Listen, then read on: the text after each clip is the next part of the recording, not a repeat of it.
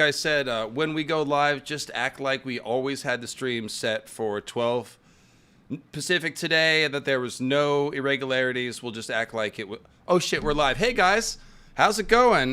Yes, we're here to do crimes, including changing the times of the streams. But we're all here. Thank you for the self-pity laugh, Minty. I appreciate that. Yes, we're all very serious. We're here to do crimes, and I would just like to say that the Doing Crimes cloak, trademark David Lightbringer.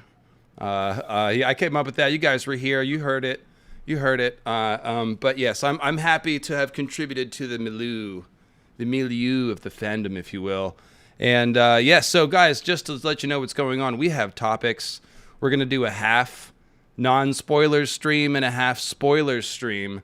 So those of you who've been asking for a book spoilers stream, we're going to get to it sooner rather than later. We've got topics for the first half and the second half. So the Triarchy is back. We're organized. We're here. We've got opinions about House of the Dragon.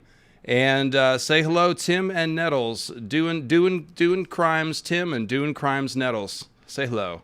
Hey, everybody. Hi, guys.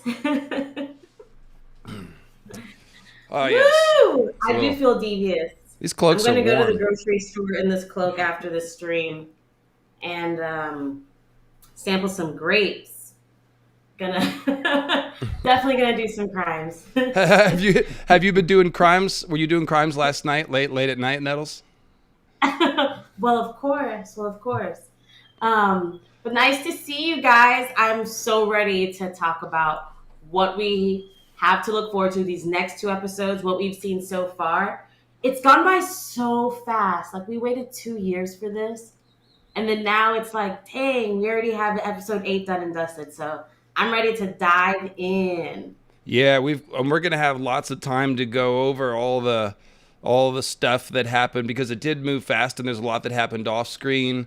So there will definitely be lots to cover in the off season. But yeah, we are here today to get into. People have been asking for some spoilers talk, so we will, like I said, first half of the stream non-spoilers, second half will be spoilers. Now we are going to talk about the preview of the next episode. So if you're one of those people that doesn't want to hear anything about what's on the next episode, this isn't the stream for you. Now I have not watched the next. I don't think any of us have seen the next episode, and we don't do like the leaked scripts, so we're not talking about that kind of spoiler, but we will talk about, like I said, the preview for next week. So we'll talk about what we think could happen. Well, next week, tomorrow, I guess, and then we'll give you a big warning, and then we'll shift into Fire and Blood spoilers mode, where we will be able to talk about the things that are going to happen on the future of House of the Dragon, at least from Fire and Blood. So there you have it. We got the list of topics here, and if you want to, guys, if you want to chime in with the super chat, you can obviously comment or ask questions based on what we're talking about, or if you would like to select a topic, we could do that, like a wheel of topics. I eventually want to make a little wheel that I can spin. That will be fun. But let us open with, since we're all in our cloaks here, let's talk about Daemon and Aemond, some of the parallels, some of the differences.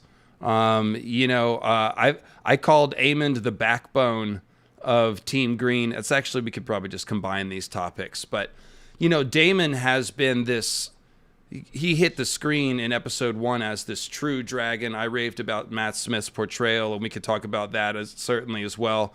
But now that we have Aemond, we can see that there is sort of a true dragon on either side, although they're not the same character by any means. So Tim, I'll let you start. You can either go with similarities or differences, but how about these two guys who seem to shop at the same cloak store in King's Landing? Yeah, when we were talking about this, I called it the bitch I created this aesthetic part of the stream.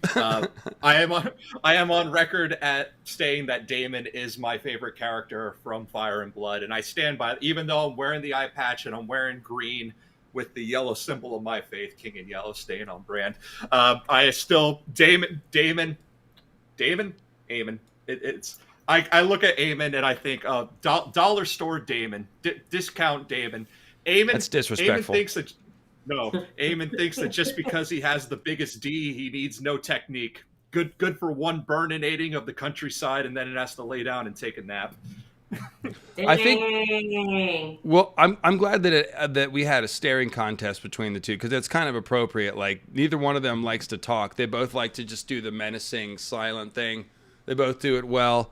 So inevitably, a silent stare off was where it was headed. But of course, it eventually is headed to more than that. Nettles, go ahead.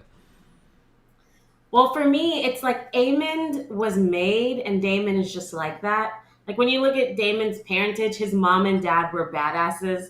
Like Jacaerys and Alicent had 13 kids. Only 3 of them were dragon riders. 2 of them were Alyssa and and Balon. So like they're both of them were like crazy people from Balon punching Balerion. Like Daemon couldn't help but be how he is. He's naturally like that. But Aemon would have been Sam Tarly if he didn't have like circumstances of growing up with like this inevitable war is going to happen. You need to prep. Your brother's not going to do shit. He's just going to drink. So now you've got to put on this mantle of responsibility. You've got to train in the yard. You've got to claim the biggest dragon, and you've got to make your mom proud. Because when you're like a kid with like siblings, where one is like failing or lacking, you'll pick up the slack to make mommy happy or make sure daddy doesn't get mad.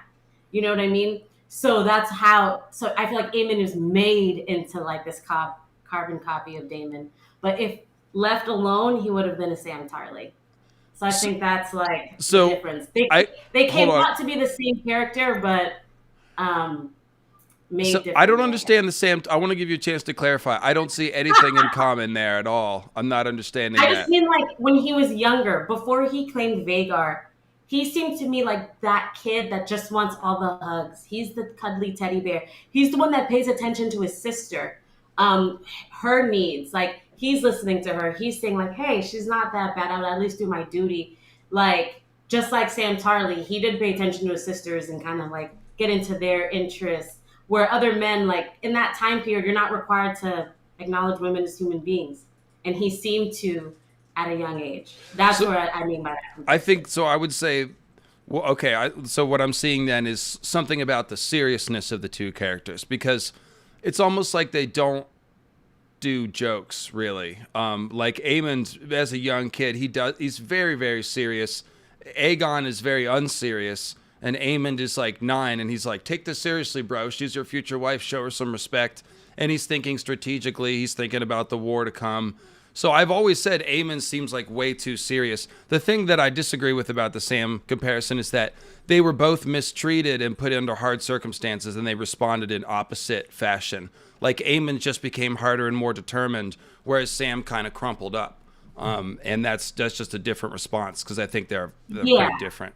I just mean like the essence, like the inside gooey part. Like some people are like naturally just kind of like nurturers and like just little teddy bears. That's what I mean. Well, there is a hidden side of that to Aemond in the way that he looks after his siblings, isn't there, Tim? Like we were talking earlier about how there's a little conversation that's hard to pick up. It's not on the subtitles, but right before dinner, Aemond is chastising Aegon for how much he drinks. And he's like, you drink more than a Braavosi Sea Lord. And he's like, I drink just the right amount, which is, you know, a great rationalization by Aegon. Yeah, and he's that also giving... makes the Braavosi like a meter in drinking. I didn't know that before, that they're known for that. Okay, now I know. Yeah. I think it might have been a subtle little dig at the Sea Lord's son that we never got to see because of the time jump. Like, he seemed like the type who probably drank a lot. And so maybe that's just a stereotype about the Braavosi is like, oh, they're just a bunch of drunks. So like the I'm Irish, so I can say it. Like, they're like, oh, those Braavosi, like, they do nothing but drink. I'm part of the stereotype that is known as the heavy drinkers. I am Irish and German. The German in me is working with a brutal efficiency. The Irish in me is drunk. Together, we are a fully functioning potato.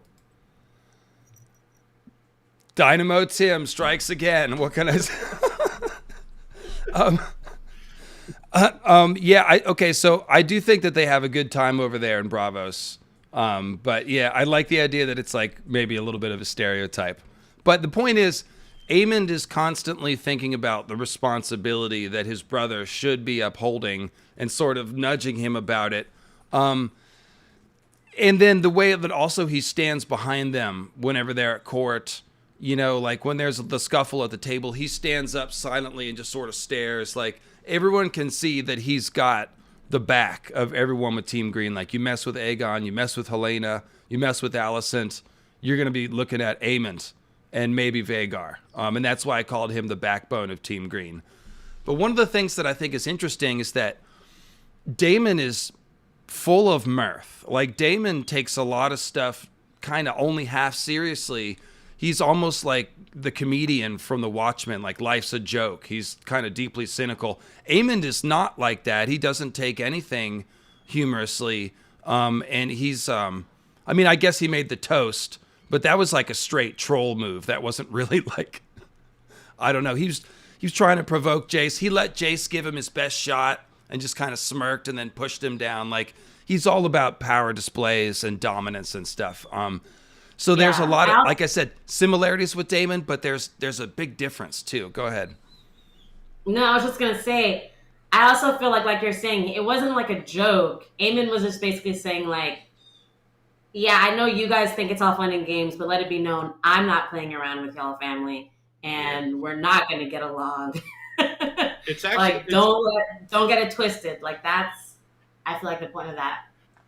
It's very Stannis in a way, because Stannis comes off as a humorless man, but when you read his lines, like, no, Stannis gets some good digs in. He's actually low-key hilarious. So I think that's the vibe we're going for with Daemon. With Aemond.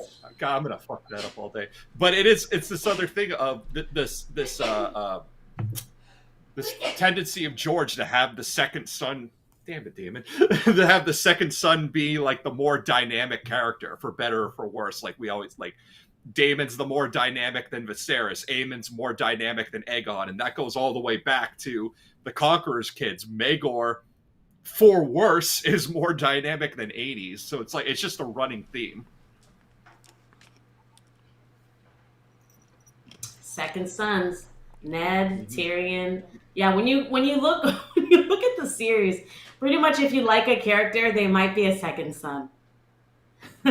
Yeah, George goes hard on the firstborns for sure. Steve Owen with the super chat, and I'm going to grab a couple of these real quick. Aemond the bullied becomes the bully. Yeah, I think that's kind of right. And that's why I made the point of that scene where the four kids are ganging up on Aemond as like, well, that is bullying. If you're in Aemond's position, it certainly felt that way, regardless of what the other kids intended and regardless of the fact we can understand why they're upset or whatever, is because like it's a running thing they're developed. He's picked on, in the first episode, we see young Aemond where the kids do the pig prank or whatever. And then he sees four kids ganging up on him to tell him he doesn't have a right to take a dragon when everyone else has had a dragon and he hasn't. And he just went and claimed the biggest dragon, like with his own, wit and skill or whatever. And they're trying to tell him he can't have it. So yeah, that is the point we're supposed to see, is like he's taken some of that and it's hardened him and he's ready to dish out the pain when needed. I think that's right. Yeah, because we haven't streamed together since episode 5, because we went the Saturday before episode 6 aired, so we haven't covered any of the time jumps. So we never got to have like a discussion on whether or not Aemond stole Vhagar, which I had that discussion with myself and my audience. But Tim, please give me your thoughts, my friend. Oh yeah, well, okay, I'm on the record saying like I don't even really like Aemond, but I'm still gonna go out on a limb and say like, no, it's not stealing. A dragon chooses its rider. Like, if dragons, because we have that line, like a dragon is not a slave. So obviously it's like, well, you can't have that, say that, and then also think that dragons are like inherited property that can be passed down from parent to child. Because if that were the case, then Rhaenys shouldn't have made, like, the same people who are making the argument that Aemond somehow stole Vhagar from Rhaena. Well, on that same sense, well, then Rhaenys shouldn't have Meleys, because Meleys was Viserys and Daemon's their mother's dragon. So if dragons are supposed to be inherited from parent to child, then one of them should have Meleys. But of course, I don't think the people arguing that Aemond stole Vhagar are going to make the same argument that Rhaenys somehow stole Meleys from Daemon or Viserys. Yeah, I think, and congratulations, Tim. You get to stay on the stream for agreeing with me. So good choice. And that is the rule, by the way. If you disagree, you're gone instantly. No. I do think, I think that, yeah, exactly right. You made the major points. You can't call dibs on a dragon. We do see that sometimes dragons bond with the children or descendants of other, the previous riders, but a lot of times it's a nephew or aunt or niece. And in this case, aunt and uncle are on opposite sides of this divide. So Vhagar may or may not even realize that she's switching sides per se. Probably isn't thinking about that in her dragon way. She's probably just like, here's a young Targaryen. And she gave him she kind of shooed him away. And the fact that he hung in there and, he used his dragon commands. He used a certain amount of, because, a dragon is, it's a trained animal in this case. So whenever you have a trained animal, I think a horse is probably a good comparison.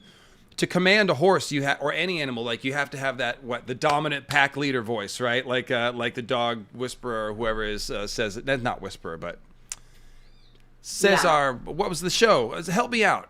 My memory's horrible.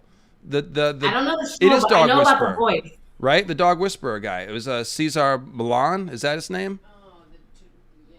I love that show. Know. It was many years ago. The chat will catch up in about 20 seconds and tell me what I'm trying to think of. Cesar Milan. Oh, he's canceled? Yeah. Oh, now I'm canceled by...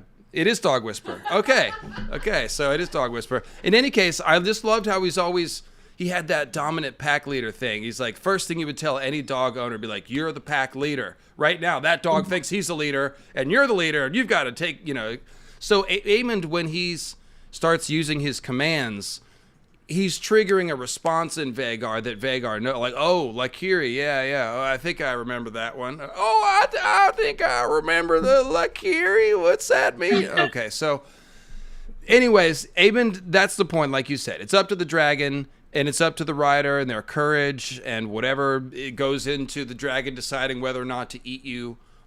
We will see, not a spoiler yet, but in the future, we will see people try to claim dragons. Both dragons that have been ridden before and dragons that have not. And the dragons that have been ridden before are much easier to claim. So walking up to a dragon that's been ridden a couple times is the difference between trying to grab a wild horse versus one that's been ridden before. It's a stark difference, and we will see that. So yeah, to get back to what you said, Tim, I think the stealing idea comes from the fact that, like, he snuck down to the beach. It wasn't like he went to Viserys and Viserys is like, you may have your pick of the dragons. Because in Fire and Blood, it's a little more like that, where they're planning to go to after Driftmark, they're going to stop by Dragonstone, where there's a new eggs and new dragons, and Aemond can have his pick or whatever. And instead, Aemond grabs Vhagar at Driftmark. So it was like unexpected. He didn't like go and ask someone. He snuck down there. That's where the idea of like steal. There was some surreptitiousness, if you will.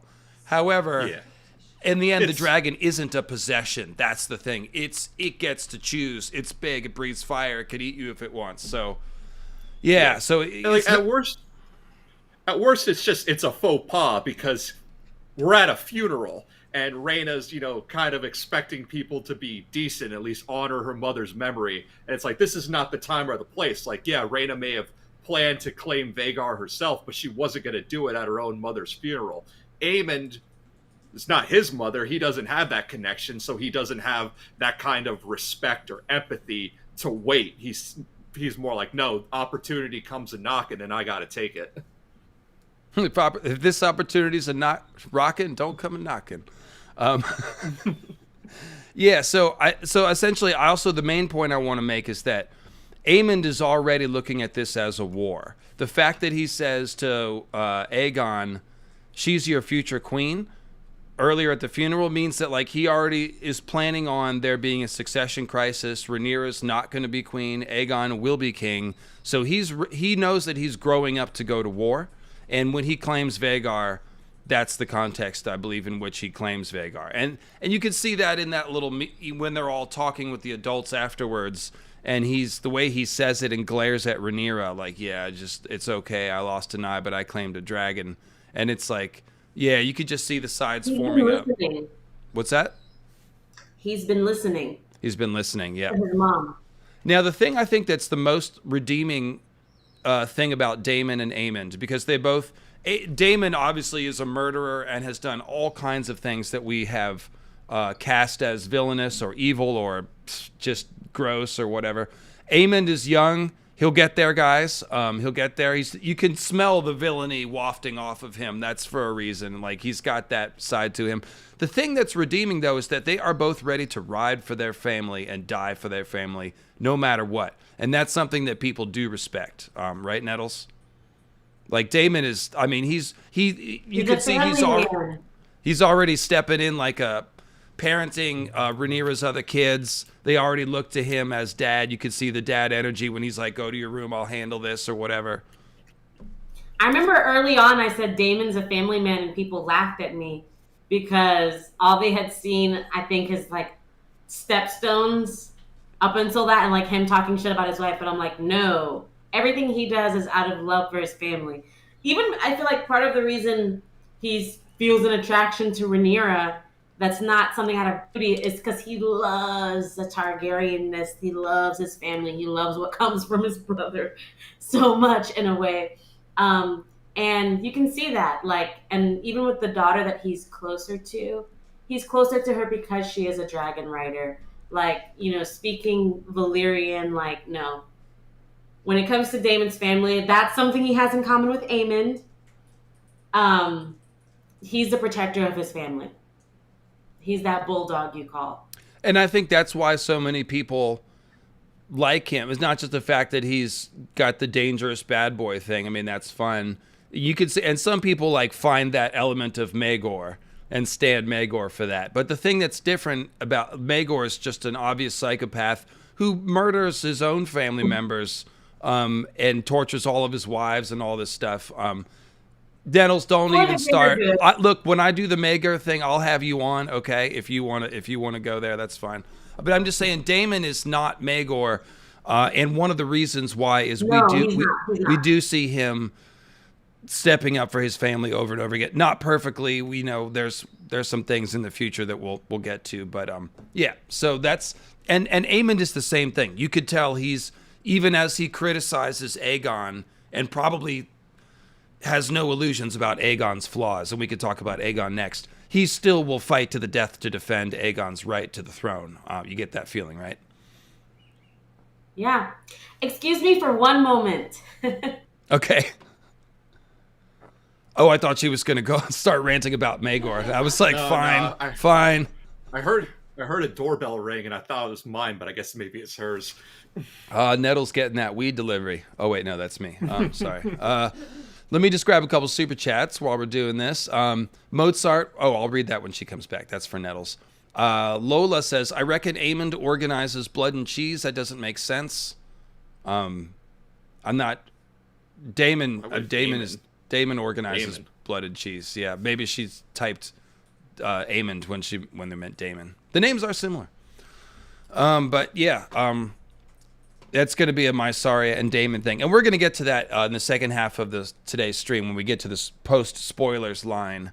We're going to talk about that. So Nelson Moreno says, is anyone excited to see the character of Alice Rivers? Yes, everybody is. And we could talk about Alice in the second half, too, a little bit if you like. Remind me, Tim. Prudvi says, LML, I know you aren't a fan of the Laries spying on everyone using the rats. No, I'm not. I think that's a metaphor. But have you changed your mind a little after the Beware the Beasts under the floorboards? No, I have not. I would still say that would be symbolism. But it's actually beast singular, I noticed when I went back and looked today. And Tim has some thoughts on that as well, but that too will be in the post-spoiler section. Because if you want to get into the specifics of what that might be foreshadowing, we kind of have to talk about the future and get into book spoilers. So we'll come back to the Beast Beneath the Boards. Welcome back, Nettles. Hello. Mozart with no piano says Stan Girl Nettles with a super chat. So there it Thank is. you, Mozart. Mozart without a piano. He's he's got he's just doing it with his mind, I guess. Maybe he's got a flute.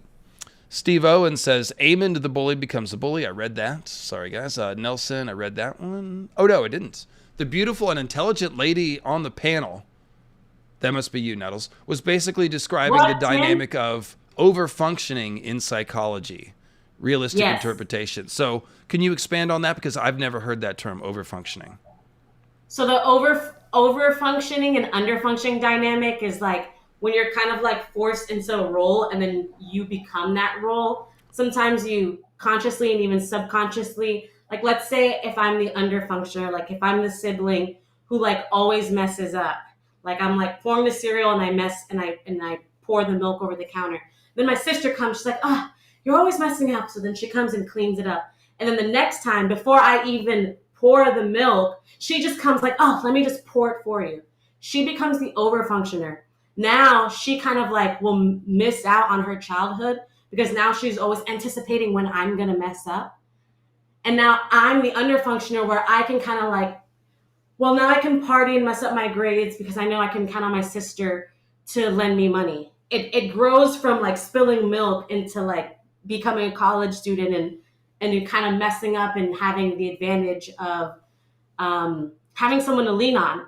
But as far as your personality, it also means that you're going to become needy in a relationship. You're going to always need for that person to like text you all the time and tell me I'm pretty. So it starts in the family, but it goes into like romantic relationships.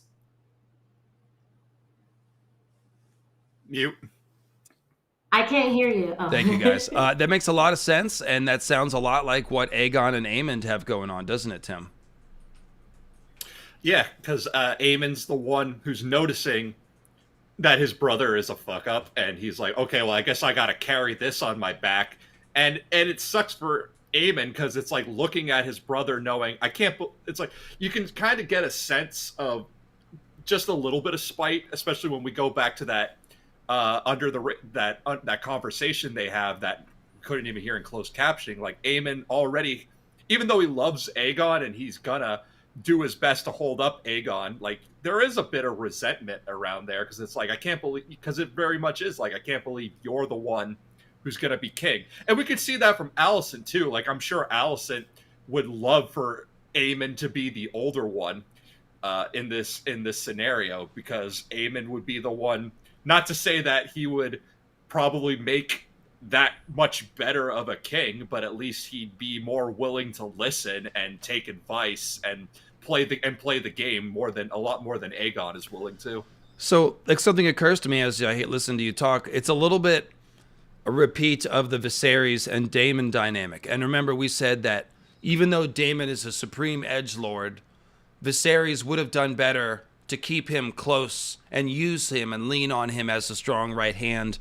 Daemon probably would have stepped into the role and taken things a little more seriously. As you can see, a lot of his misbehavior was a reaction to being sort of pushed away from power constantly. So with Aegon and Aemond, I wonder if we'll see Aegon make the same mistakes, or will he lean on his brother? And that's one thing we don't even know from Fire and Blood necessarily how the show will play that, because this is in the realm of like where Fire and Blood is pretty light on the details. Yeah, and it's another Stannis comparison when you think about it, like in the way that Viserys didn't make Daemon hand, and Daemon probably would have been more serious about things. One of the reasons the realm went to shit under Robert is because he didn't have Stannis' hand, because all the things that Littlefinger and Varys and Pycelle were doing, that wouldn't have flown with Stannis. Stannis would have cleaned court, and that was the thing that made everyone at court so fearful of him, because he was a no bullshit kind of guy. And I think that's probably what Aemond, for his part, if things can get to that point, is probably seeing for himself as Aegon. Like Aemond probably working towards that hand position for Aegon if things can progress that far for them. Yeah, it'll be interesting to see how Aemond grows up and joins the green power players. You know, up till now, the green decision making is basically Otto and Alicent and a little bit of Lares. We're going to see Kristen Cole start to become more of a leader and less of a follower, and we're also going to see Aemond become more of a leader. He's got the biggest dragon, so when the war starts, that's going to speak for a lot.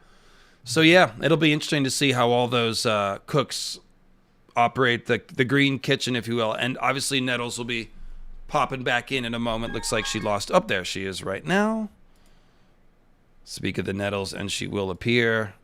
And we're back. Hello. I tell you, I've come a long way from quills. And we can't hear you. Yeah, your volumes. Is your mic on?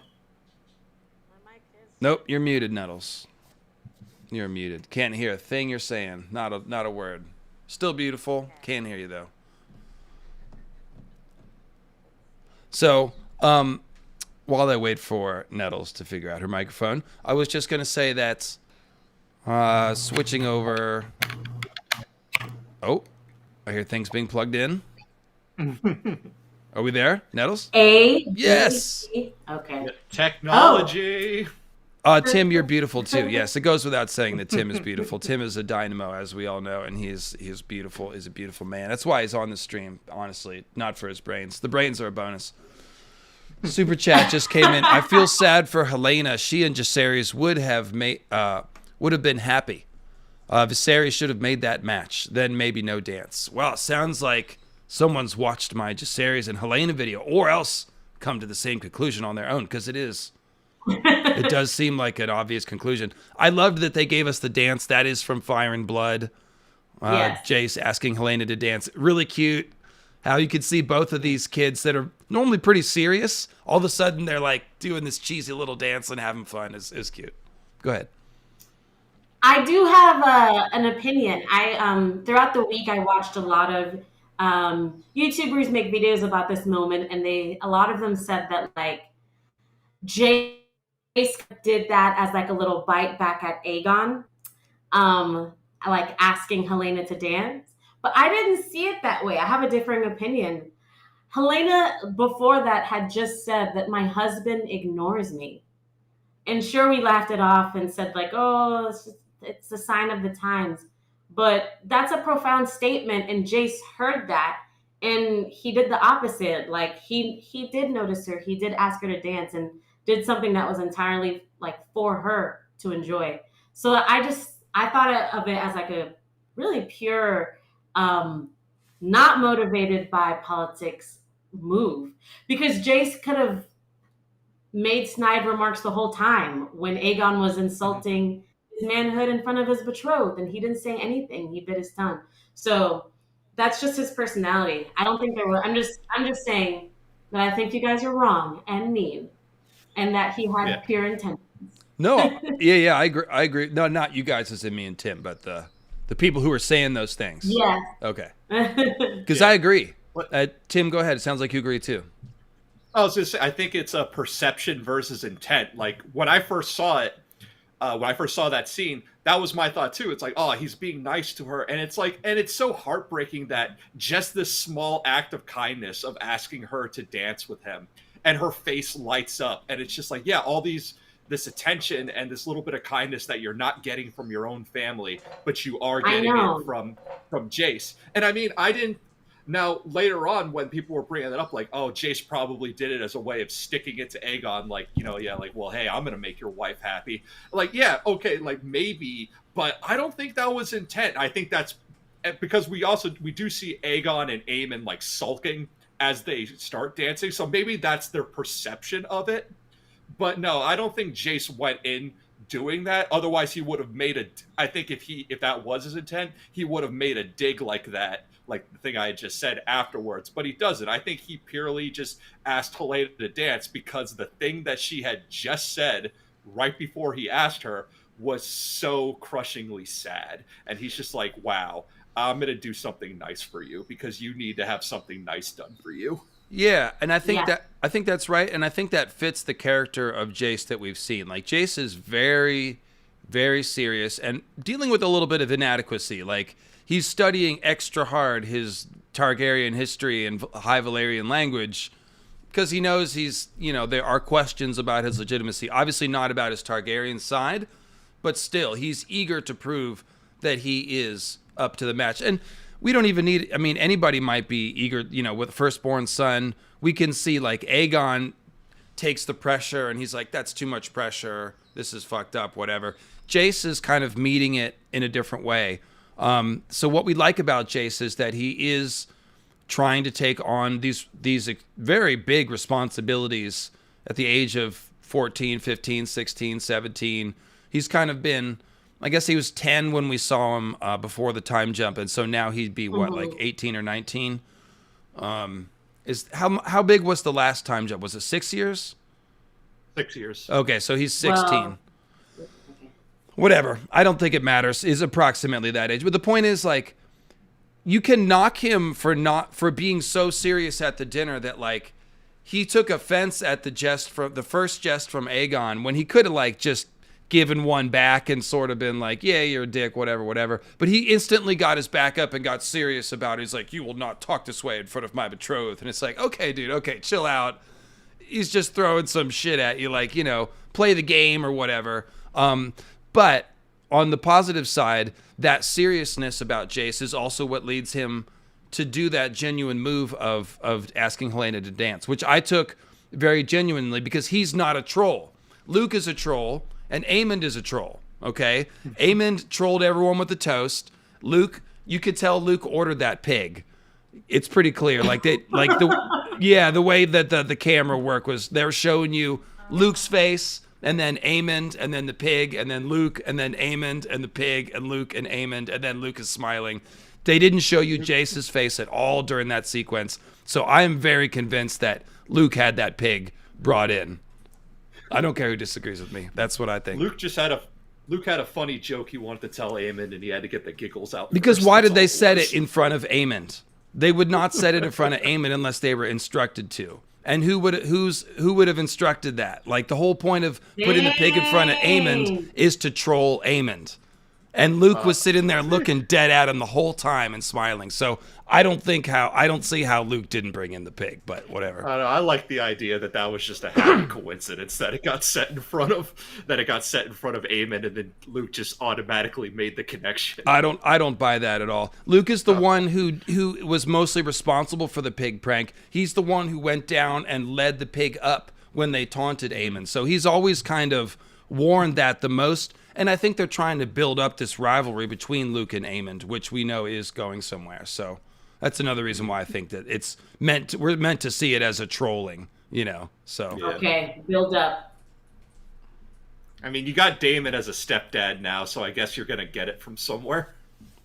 Yeah, I mean, I don't understand people being reluctant to think that either Luke could do that or that Luke would do that. He's a little shit stain. Like, of course he would do that. He's a little troll. I mean, that's what he is. That's fine. He picked up a knife and cut a guy's face open. Like, he's a little punk. It is what it is. Talking about like Daemon being a stepdad, it makes me think. Like, I would love to see like a TV series of just like those two sets of kids, Baela, Rhaena, Joff, Luke, and Jace, like growing up in the same castle. Like, I remember like our pranks used to be like calling someone and asking if their refrigerator running, but their pranks could be like getting on Dragon back in the middle of the night, flying to Bravos to get something and bring it back. Like, they could get wild. Like, I'd love to see it. So in any case, I really do like Jace. He's very likable, even if he is a little too serious or whatever.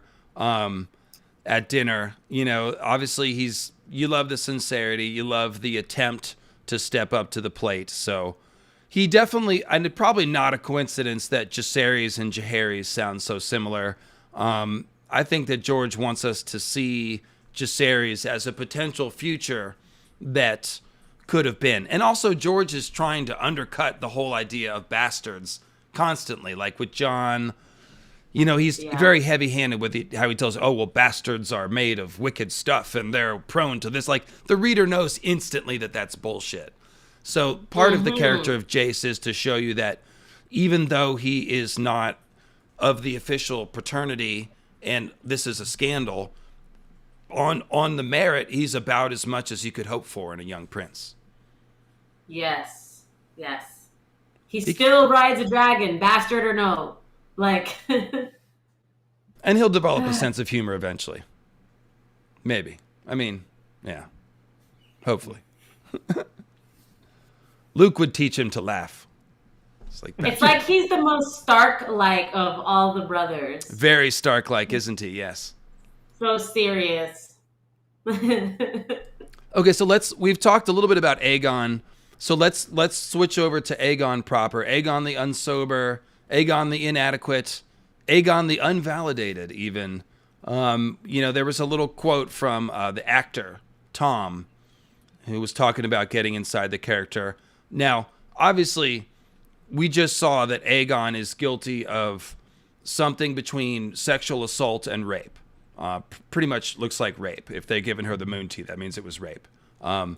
So if you're an actor and you have to play this character, you still have to get inside their head. So when we hear the actor talk about not exactly redeeming or sympathetic attributes of such a character, but the things that they sunk their teeth into to try to relate to the character, you do have to understand, like, this is a complex thing playing a character like that, because obviously he's guilty of this thing. It's one of the worst things in the entire world. It's a word that most people don't even use. A lot of times when you type it, you put a star in there just because it's that serious of a topic. It's not something to throw around. So we've got this character who is guilty of that. But we also got to look at him and figure out, well, how is this? He's like 21, he's 20, and he's been drinking heavily since the age of 14 or 15. So we're also supposed to sit there and consider, what are the factors that made him be this way, that created this character? Obviously, we've talked about Alicent and the pressure and the expectations put on him. And so Tom was talking about the not being validated, and we saw a little crack of that. He even cracked a tear in that scene. He's like, no, I'm never good enough. And obviously he's not. He can say that he's trying to do, like, I'm doing everything you ask me. When it's like, well, no, you're not. You're literally raping, serving women. That's not what we asked you to do. But at the same time, you also sympathize with that parent that puts tons of pressure on you, and nothing you do is ever good enough. So that's a part of this character. Like, what are you guys' thoughts on Aegon so far? No, I mean, me as an actor, it's really easy to put myself in Aegon's shoes.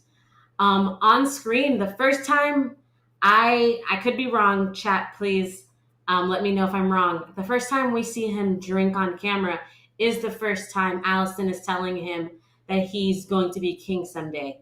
And it was like early on, the first actor for Aegon. And then he's like, oh, like what? And then he like drinks. So in my head canon, his drinking stems from that mantle being put on him.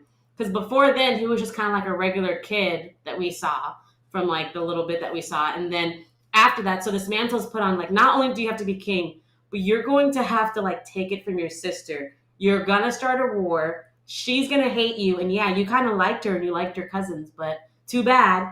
Like, all this stuff's going to happen. So how am I going to cope with it? I'm going to drink. And then every time you're in reality, the real world, it's like, you got to play the Game of Thrones. You need to be at this meeting. You need to be wearing this cloak, and you have to be talking to this lord. And then the only time you're happy is when you're fucking or when you're drinking. So of course I see him like both of his existence, both sides are a nightmare. So I see exactly like how you would play that and what could make Aegon become Aegon. Yeah, because from like episode 6 on, that's when you can start doing your Aegon drink counter. And you're right, like it's when Alicent tells him you are going to be king. That's the first time we see him drink on screen. Episode 7, just within the first 10 minutes of the episode, I count it. He has 4. We see him have 4 drinks. We see him have 4 drinks on screen, and that's just what we see on screen. And then episode 8, during the dinner, he knocks back 2, and then when he's propositioning Baela and insulting Jace, he's pouring himself a third. And now with that under breath conversation we know with him having with Aemond, it seems like he's probably been drinking all day up until that point. So he is very, very much an alcoholic, and it has started at a very young age, and it's coming from the pressures that his mother is putting on him. And I've heard a theory, and I hate this theory. Like, this is not the Reynolds Wrap tinfoil. This is the dollar store junk. That someone was saying like that Aegon might be a dragon dreamer and that he's using alcohol to cope, like the way Daeron the Drunkard does in the Dunk and Egg novels. I don't think so. I don't think Helena's the dreamer, and we're not going to take that specialness away from her and apply it to Aegon. Yeah, so I think that it's a good comparison because the pressure of the dragon dreams, it makes you think more about the future. That's the thing about the dragon dreams. They're all about this apocalyptic end of the world shit. And similar to the expectation of like, you're going to have to be king and you're going to fight a war. It's a similar thing. It's a gigantic burden of existential consequences put on a teenager or even a young 20-something. And it's like that pressure, you know, if you don't have coffee to drink like Tweak, then you drink alcohol. So I think it's I agree with you. Aegon is not a dreamer, but the pressure is comparable. So you could definitely compare those characters. Yeah, I think Aegon and Aemond are a better example of the whole nature versus nurture debate, and we can see this how they foil to Jacaerys. Jacaerys is taking the time to like try and learn Valyrian, to learn the histories, to learn tactic. He's taking his job of being a future king seriously. Aegon isn't. He's philandering, drinking, sleeping around, committing these terrible acts, and he's not taking it seriously at all. And he's being raised in this toxic environment. Same with Aemond, of their mother instilling these ideas of bastards and Rhaenyra not doing her duty and all that. So it's like this: what happens when a kid is raised with that kind of toxic environment? And this is the end result. And I had more on this for when we get more into Alicent, but if I can just go straight to it, I'll go straight. Yeah, let me just look at our topic list here. I think we can absolutely move on to Alicent, the Self-Decepticon. And I'm being clever there because I like Transformers. As always, let me just, if I could, take a minute to discuss something. It's your show. I clipped some comments. I was going to read a few YouTube comments here on the stream for entertainment purposes. But instead, I will just, in the interest of brevity, I will just sum up. It's funny. Every week, you guys, there's a few comments that accuse me of, oh, so you're finally gone Team Green. Oh, so you're spreading Rhaenyra propaganda now. I thought you said you were Team Smallfolk. No. And what's funny is that no matter what the video topic is, I'll get both of them every week. Because I think what happens is that I criticize everyone. And so when I criticize Rhaenyra, the Rhaenyra fans are like, oh, God, you're Team Green, and you stan Aemond. Ah. And then it's like, when I sit there and call Alicent, so I'll talk about all the treason that she's doing and say, well, yeah, but she's right about Rhaenyra, but she still should have done Rhaenyra's idea for the wedding, and she still shouldn't have pressed her claim. Then they think I'm Rhaenyra stan. But that I get accused of being Team Green. So it just goes back and forth. And just as always, yeah, pick a side. I'm more about characters. I just want to say it's all about the characters for me, not the teams. Because the teams are the thing that like creates a lot of the stupid drama.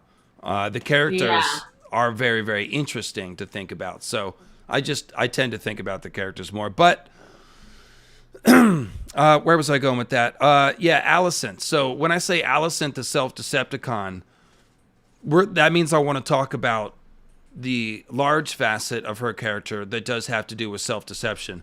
That doesn't mean that I'm pro Rhaenyra, and it doesn't mean that Alicent doesn't have other things that we can sympathize with or be favorable for. It just means that I think the interesting thing to talk about right now is this self-deception aspect. And I'm going to kick this to you, Tim, because you had some thoughts on this. But just to open it up, We're sick of your bullshit. Exactly. I know. They keep watching the channel, Minty. That's the thing. They're sick of my bullshit, and yet they watch. Well, they behave like a game. It's not. It's not.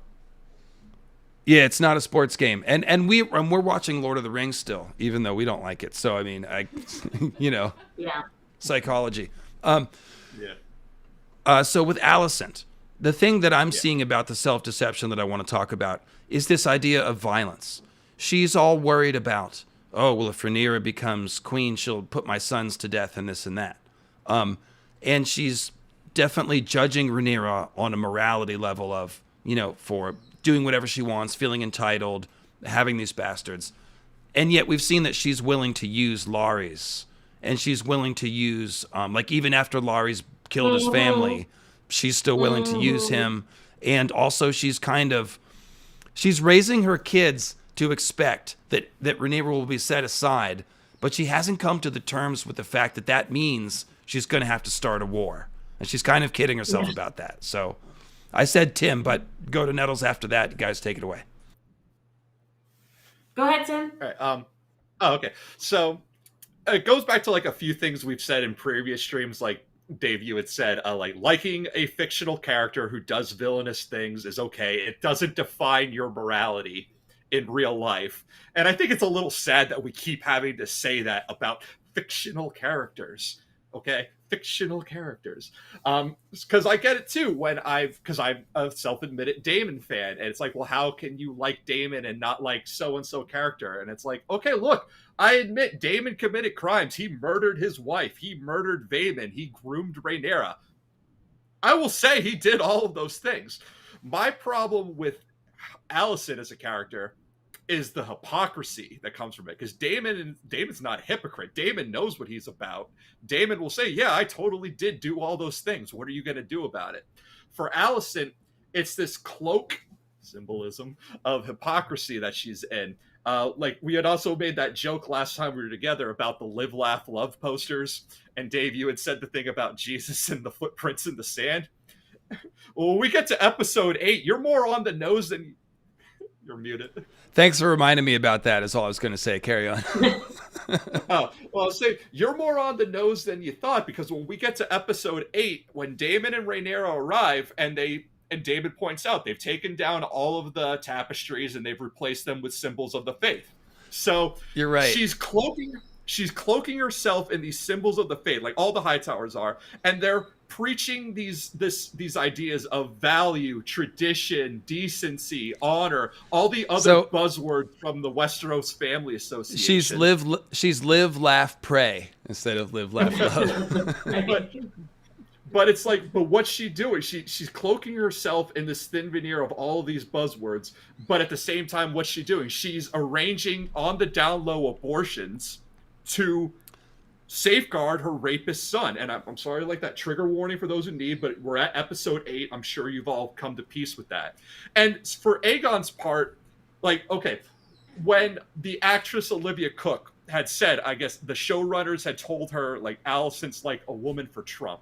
And then we see this in episode 8, because what is Aegon? We're like, well, he's a rapist buffoon. He's an embarrassment. He's in absolutely no way, shape, or form fit to lead, but he is being propelled to the highest seat of office by some of the worst members of society.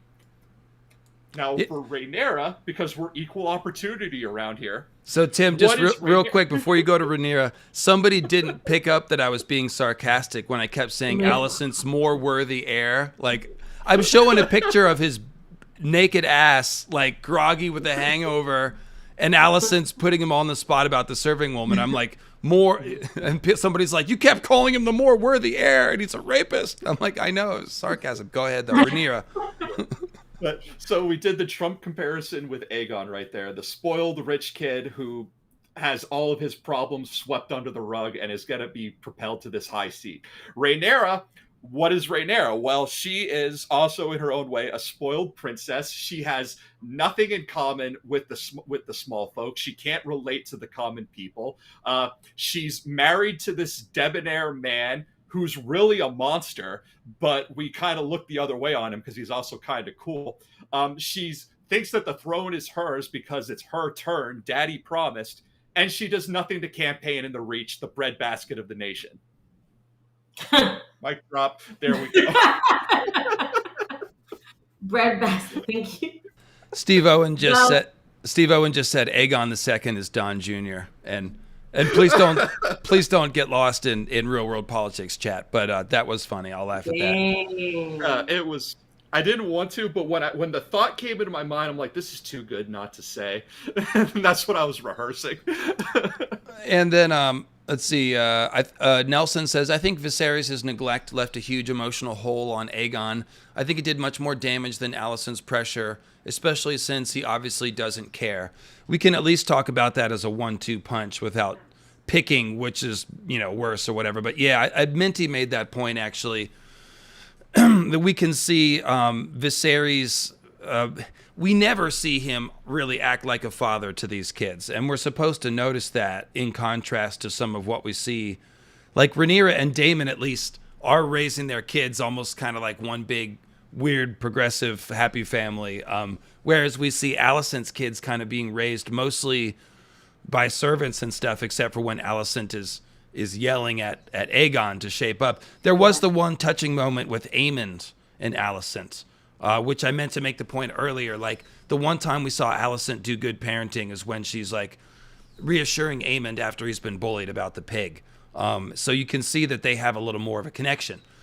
And this is what Minty was saying. I related this in my video, but it's kind of like, you can see that Aemond is closer to his mom and has absorbed the philosophy of his mom that this is going towards a war. Whereas Aegon was fawned over by Viserys initially, and he was, worshipped as this prince, but then kind of neglected and forgotten about after that as things just dragged on, and he wasn't actually named the heir, and he's just hanging around drinking and doing whatever. So, yeah, definitely the Viserys' neglect plays a huge role both on Aemond and Aegon, because his absence in Aemond's life altogether is what allowed him to become an Alicent clone, essentially, as far as his thinking.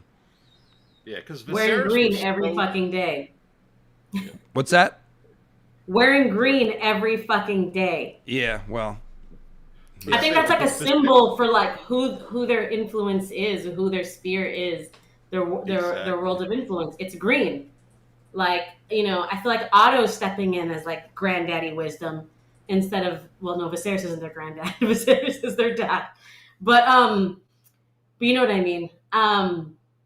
As far as me, Alicent being the self-Decepticon, first of all, Alicent is the symbol for what all of us have to do every day whenever we have to, like, sometimes brainwash ourselves into doing things, brainwash ourselves into clocking into that job that we hate. But we had that little conversation where you just have to do it. sure. Or, like, you have to make that drive, that commute, or, like, whatever it is.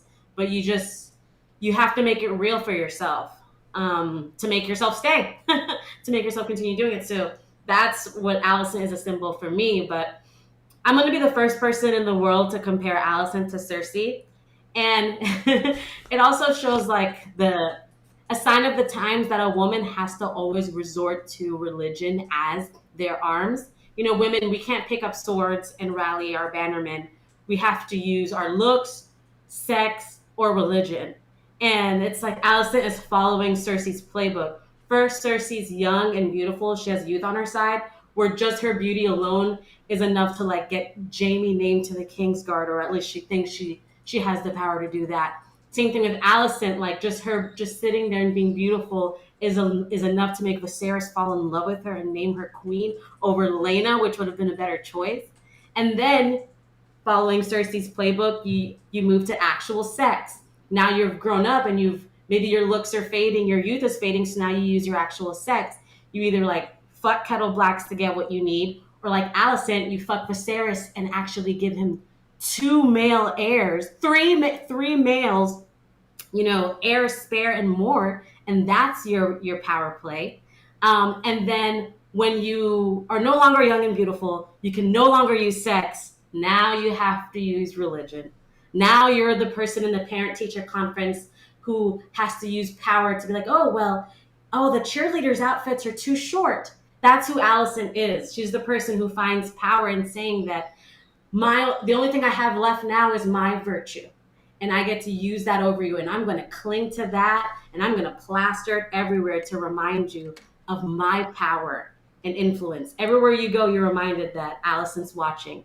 Well, Nettles, I really liked the scene in episode 6 where Kristen is sitting there bad-mouthing Rhaenyra, and he goes that one step too far, and he throws some invective in there, and Alicent just stops and kind of like side-eyes him, and he's like, oh, I'm sorry, that was unbecoming. And then Alicent's like, basically, I did not hear that, because virtue and good things will make us victorious, Sir Kristen. We must hew to that. And so it's just showing you right there that Alicent's virtue it has one eye shut, kind of, if you will. Yeah. I gotta put a It's pin all in she what has Nettles to cling to now. I got to put a pin in what Nettles just said because I have a follow-up to it, but I want to wait for the second half because it ends on a spoiler. So. And okay, cool. Well, I think we're just about ready to make that switch over here. We have, well, real quick. So last thing, Team Green and Team Black updated. Actually, hold that one. So just a second ago, somebody was asking with a super chat about nature and nurture. And I think that the writing thing here, and that one was from Steve-O, and thank you, Steve.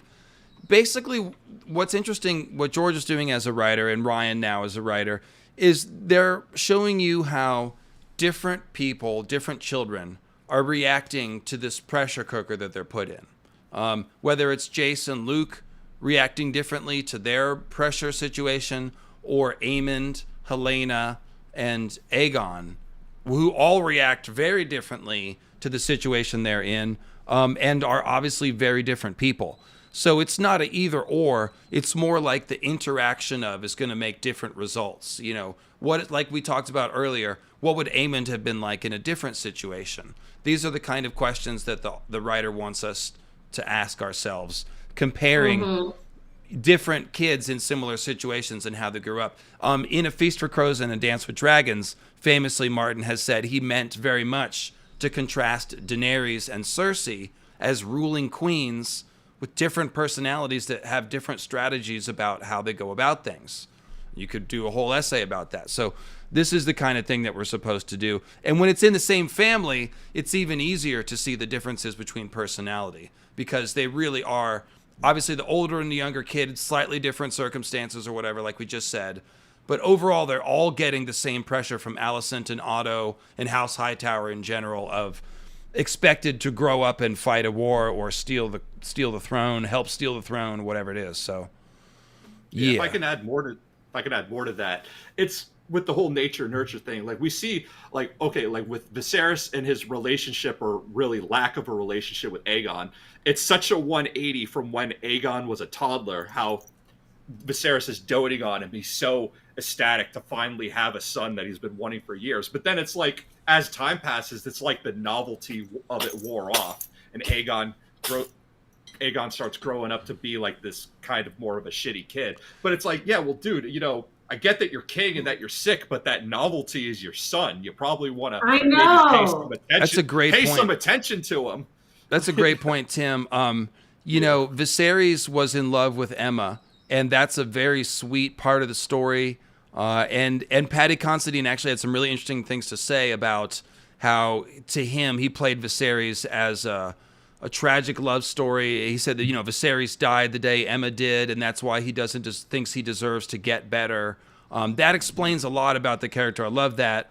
And obviously he loved the last scene. The actor improvised it, where he reaches out and appears to see Aemma. That was a Paddy Considine improvisation. So definitely the guy, it's been said over and over, he deserves to win all the awards. This is why George said that his Viserys was so much better than what was in the books and more realized, tragic majesty. George had seen all of this when he said that, so now we get it.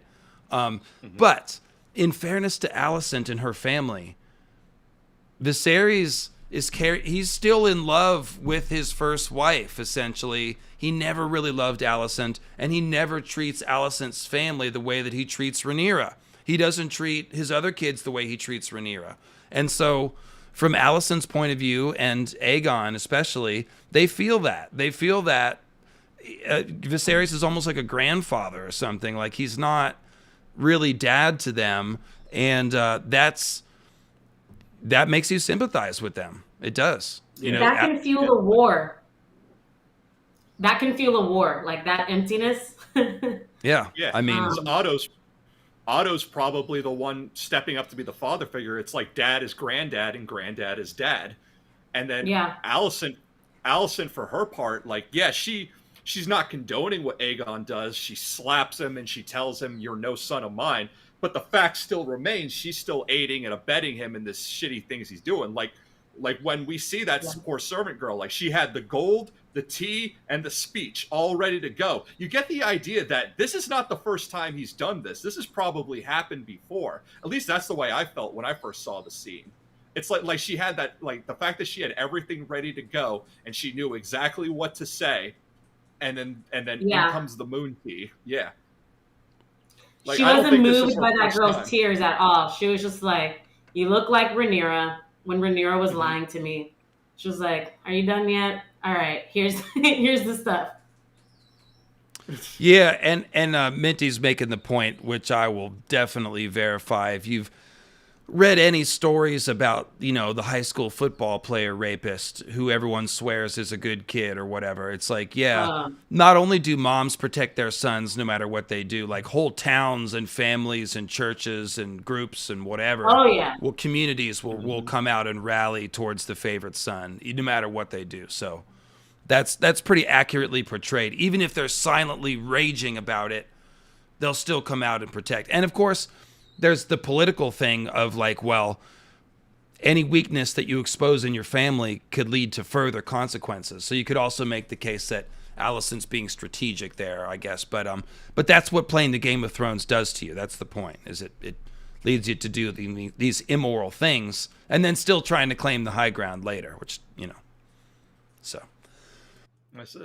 But the main thing about the self-deception is just the idea of violence. And we haven't seen how this is going to resolve yet, because we haven't, you know, we're going to see shit go down this week, obviously, but what will Alicent's rationale, mindset, what will her speech be like? How will she justify this? Because she is going to have to use violence. She is going to have to ask the clubfoot to do dastardly things if she goes down this road. And she still hasn't really come to terms with that, I don't feel like. But I guess we can go ahead and make it spoiler time. Let me go ahead and kick some music so we know there's a transition, and we'll be back in 30 seconds here with some spoiler-tastic-ness.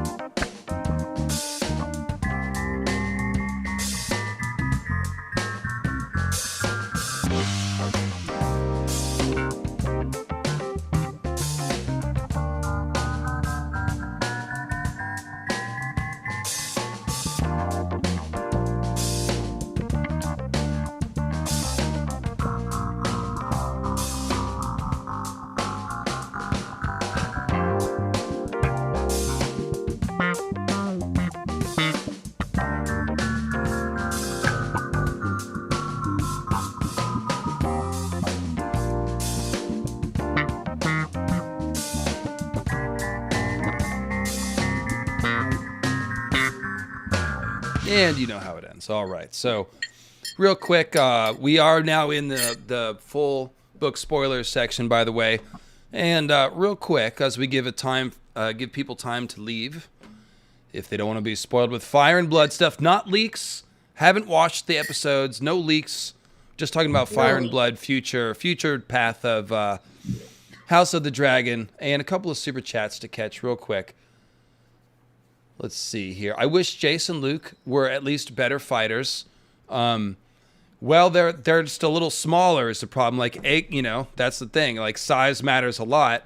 16 versus 19 is a huge difference. That's like varsity versus freshman, athletics. It's a huge difference. So when you're on Kristen Dragon, Cole's- it's a little different though. So we'll see, obviously. You did have to love how, like I said, Aemond took Jace's best punch and just kind of smirked and then just shoved him down. Like, yeah. Anyway. Can I just say, one of the comments, they said that Viserys or Patty Considine's acting is making up for like the plot holes.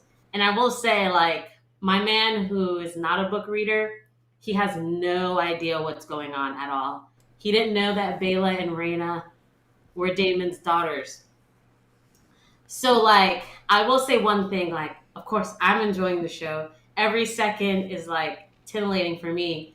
But I will agree a little bit that if you didn't read the books, I think there would be some plot holes. What do you guys think about that? I discussed it a little bit in when I talked about the 9-year time jump.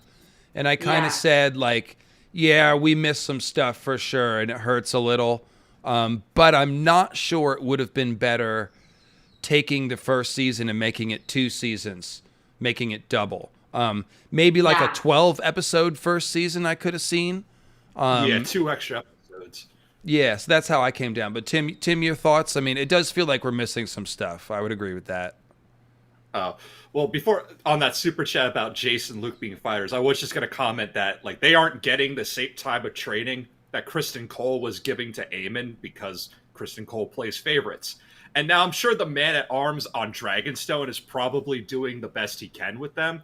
Like, that's just something I assume because we don't see it on screen. But he's not a king. But that would be a man-at-arms on Dragonstone, not a Kingsguard who's, like, seeing to your quality training. Like, they're not getting that. And plus, as you said, like, they're smaller and they're younger than him. I think if they give with time to grow, though, they could be just on par. But yeah, seeing Aemond just eat that punch to the face, it's like, oh shit, what did I get myself into? And Aegon has a little vicious streak too. He grabbed Luke and slammed him down on the table real aggressively. Like that was pretty quick. He was ready. Yeah. So, and I like that. He should have a little vicious rage streak because he's repressing stuff with all that drinking. Let's see here. I love how House of the Dragon brought back the hype, says Vhagar, hoary old bitch. And fan theories and over-analyzing and taking sides and discussing nonstop about Ice and Fire Universe. Yeah, even the stuff I complain about, I'd rather be here complaining about comments than sitting at home doing nothing, right? So, yeah. I feel you. It's all part of the fun.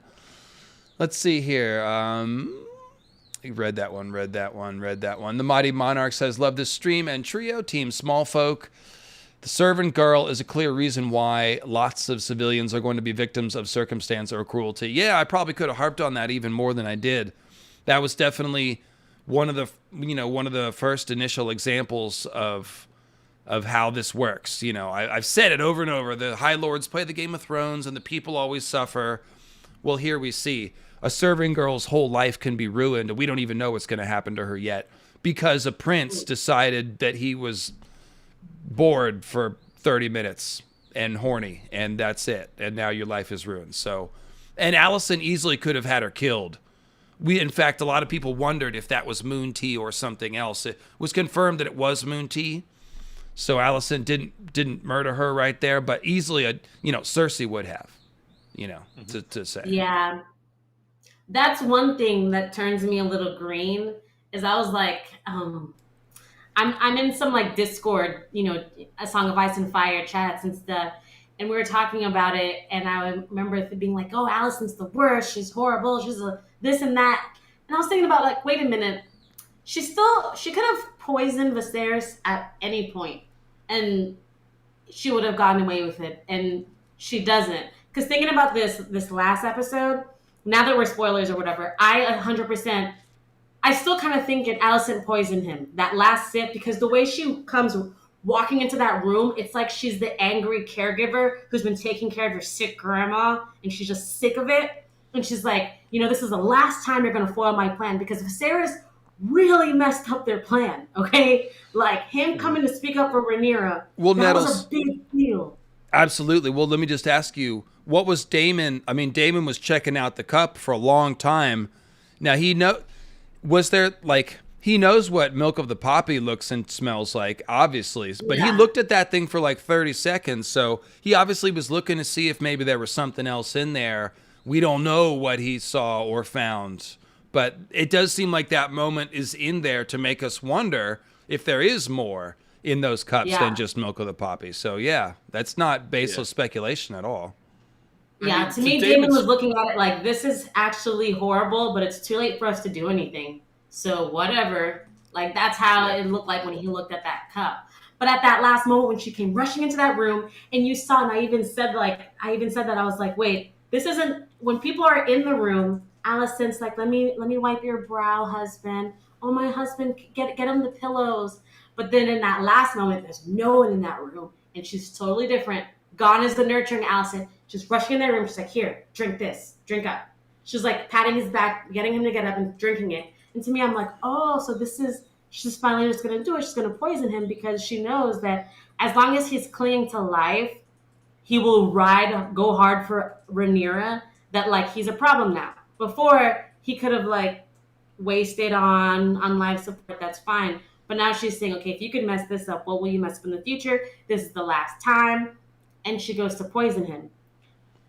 That's what I was thinking. But now I'm thinking, well, why didn't she poison him this whole time? Like maybe she does have a little bit of a heart that she did let him live this long. Well, I think also we could consider a couple other things that are related here. So one, we know that the High Towers were trying to keep him drugged up so they could pull their coup. Like we saw Otto trying to offer him the milk of the poppy, and Viserys is like kind of refusing it a couple of times leading up to that appearance. And also, we could also just talk about the strength of the milk of the poppy, because we're talking about liquid opium.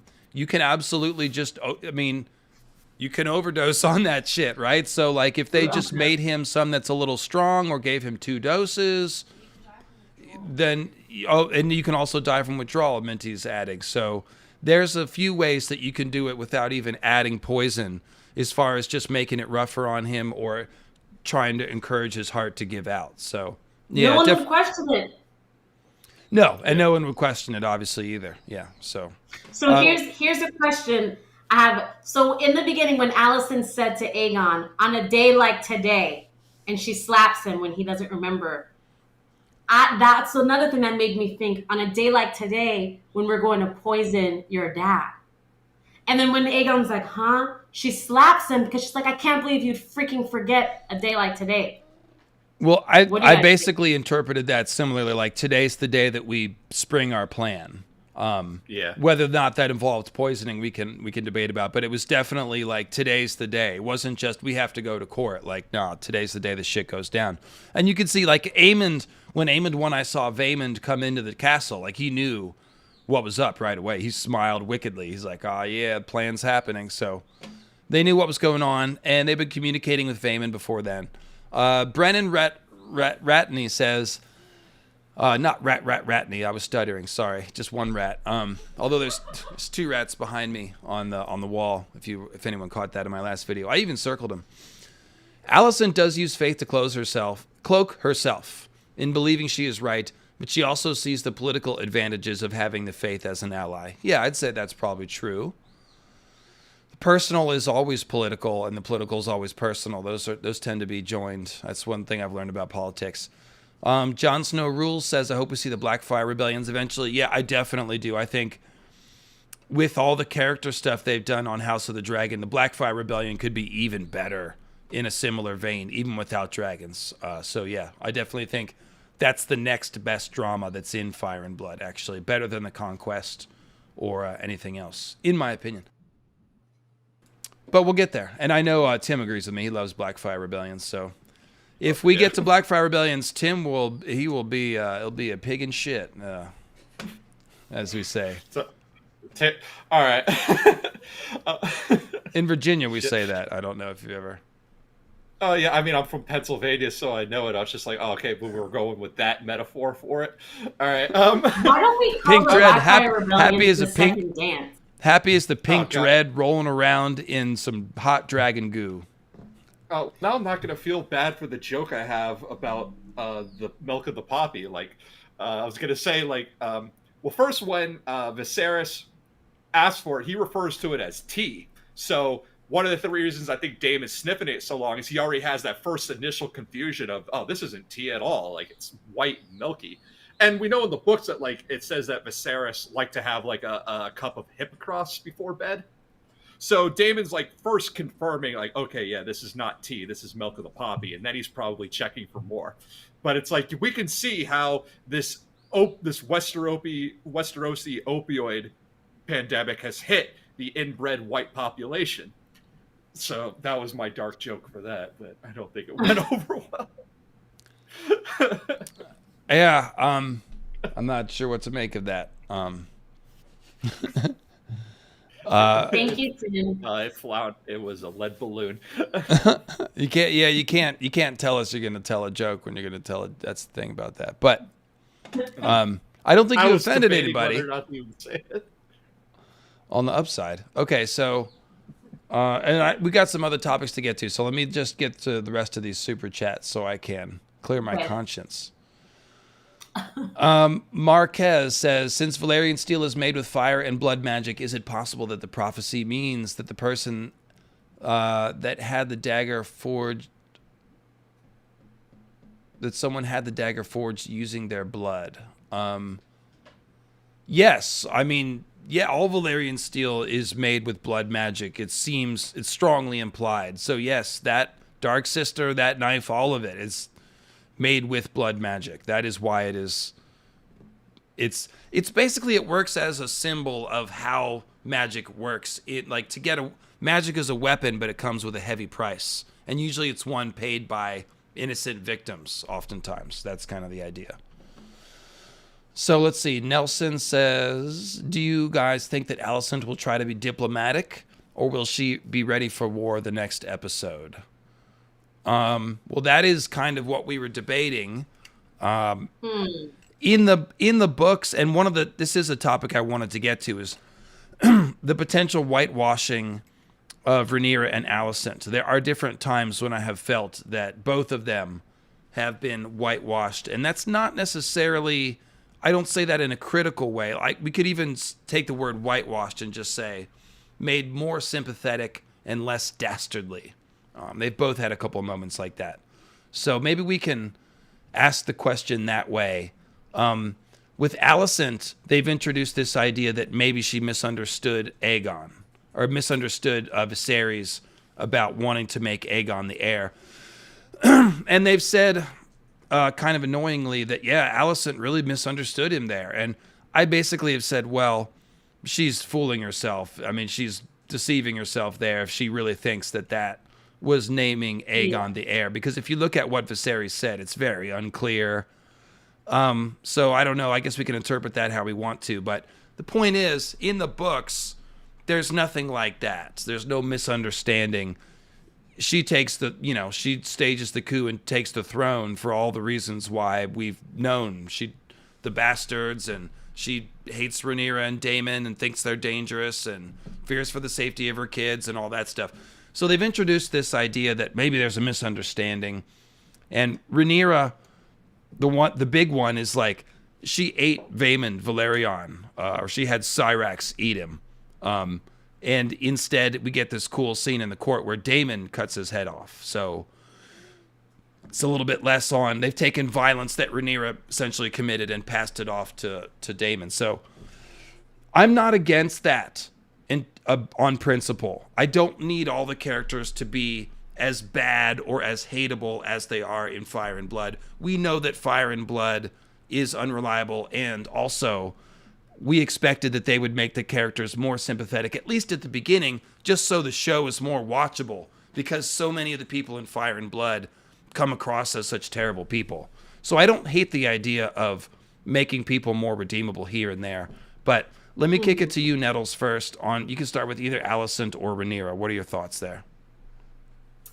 Well, the thing that confuses me is them ending with the fact that Rhaenyra tells Alicent, I'm going to come back on Dragonback. Because that's what makes me think that maybe Viserys isn't dead yet, because if Rhaenyra immediately comes back, then that foils the 7 days that He's Alicent dead. has. Definitely dead. He's definitely dead. Yeah. So then so is Rhaenyra still coming back? Because if she comes back, then that's what I'm saying.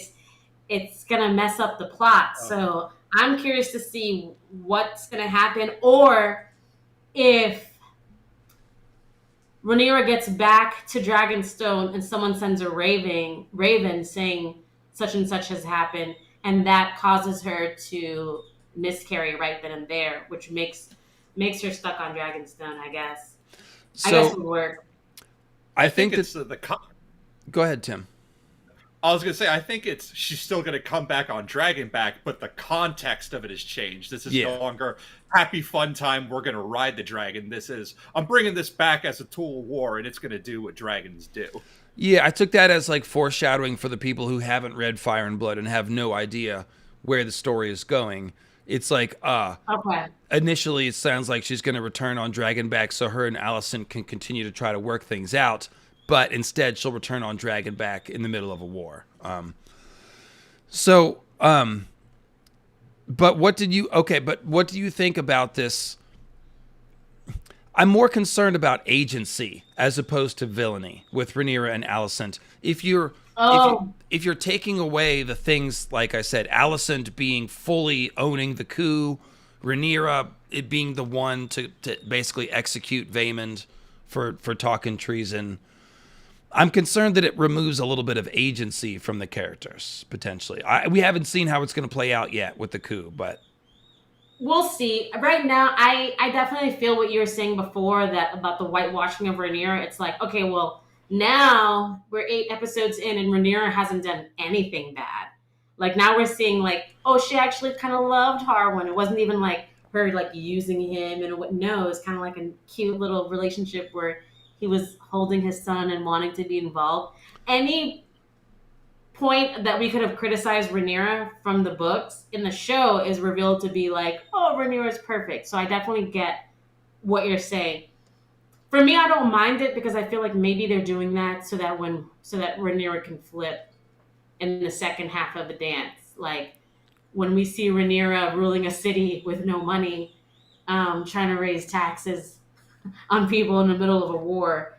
I feel like we're going to see her do so many dastardly things, that let's make her seem sweet. And then same thing with Alicent. They were kind of like over, like the fact that every time we see her talking to Aegon, she has to hit him. Like they're kind of overly making Alicent evil. So maybe now, when that flip happens, since that we'll finally see that Alicent was right about Rhaenyra. Rhaenyra burned them all. Those are all good comments. Rhaenyra pulls a Daenerys. I'm saying it now. If Rhaenyra pulls a Daenerys season 8 and makes Alicent seem like she was right all along, ooh, baby. Well, I think that's potentially why they're showing us that Aegon is not a worthy candidate either, so that we know going into it, whatever claims that the Greens make about Rhaenyra being unfit, it has to be weighed against their own candidate for king, who's not exactly fit to rule either. So I think that's why they maybe even went a little heavier with the Aegon, dastardliness, if you will. Yeah. Tim? Yeah. Well, like from a budgetary perspective, like with the Vaemond scene, in the books, Cyrax eats Vaemond's body, but I get like why they're not bringing that in. The dragon CGI is expensive. They're using the dragon sparingly, and we needed this first season to be a success so that HBO will up the budget for season 2 when we have 20 odd dragons fighting. So I get why we haven't seen as many dragons as we would like to for this first season, just from a purely budgetary perspective. But that's showbiz. That's we need money for that. And I think though, given what a success Hot D has been with this first season, I do think HBO, when it comes time for season 2, is going to give them like, okay, here's extra funds because now we need these dragon wars and we want to do it right. Well, the show has to stand alone without dragons. Like the show has to be able to be amazing with that. The dragons should be like the sprinkling of the marshmallow icing on the cake. Like, Mm-hmm. just like Game of Thrones, they didn't give us dragons until the last episode, and we loved season 1.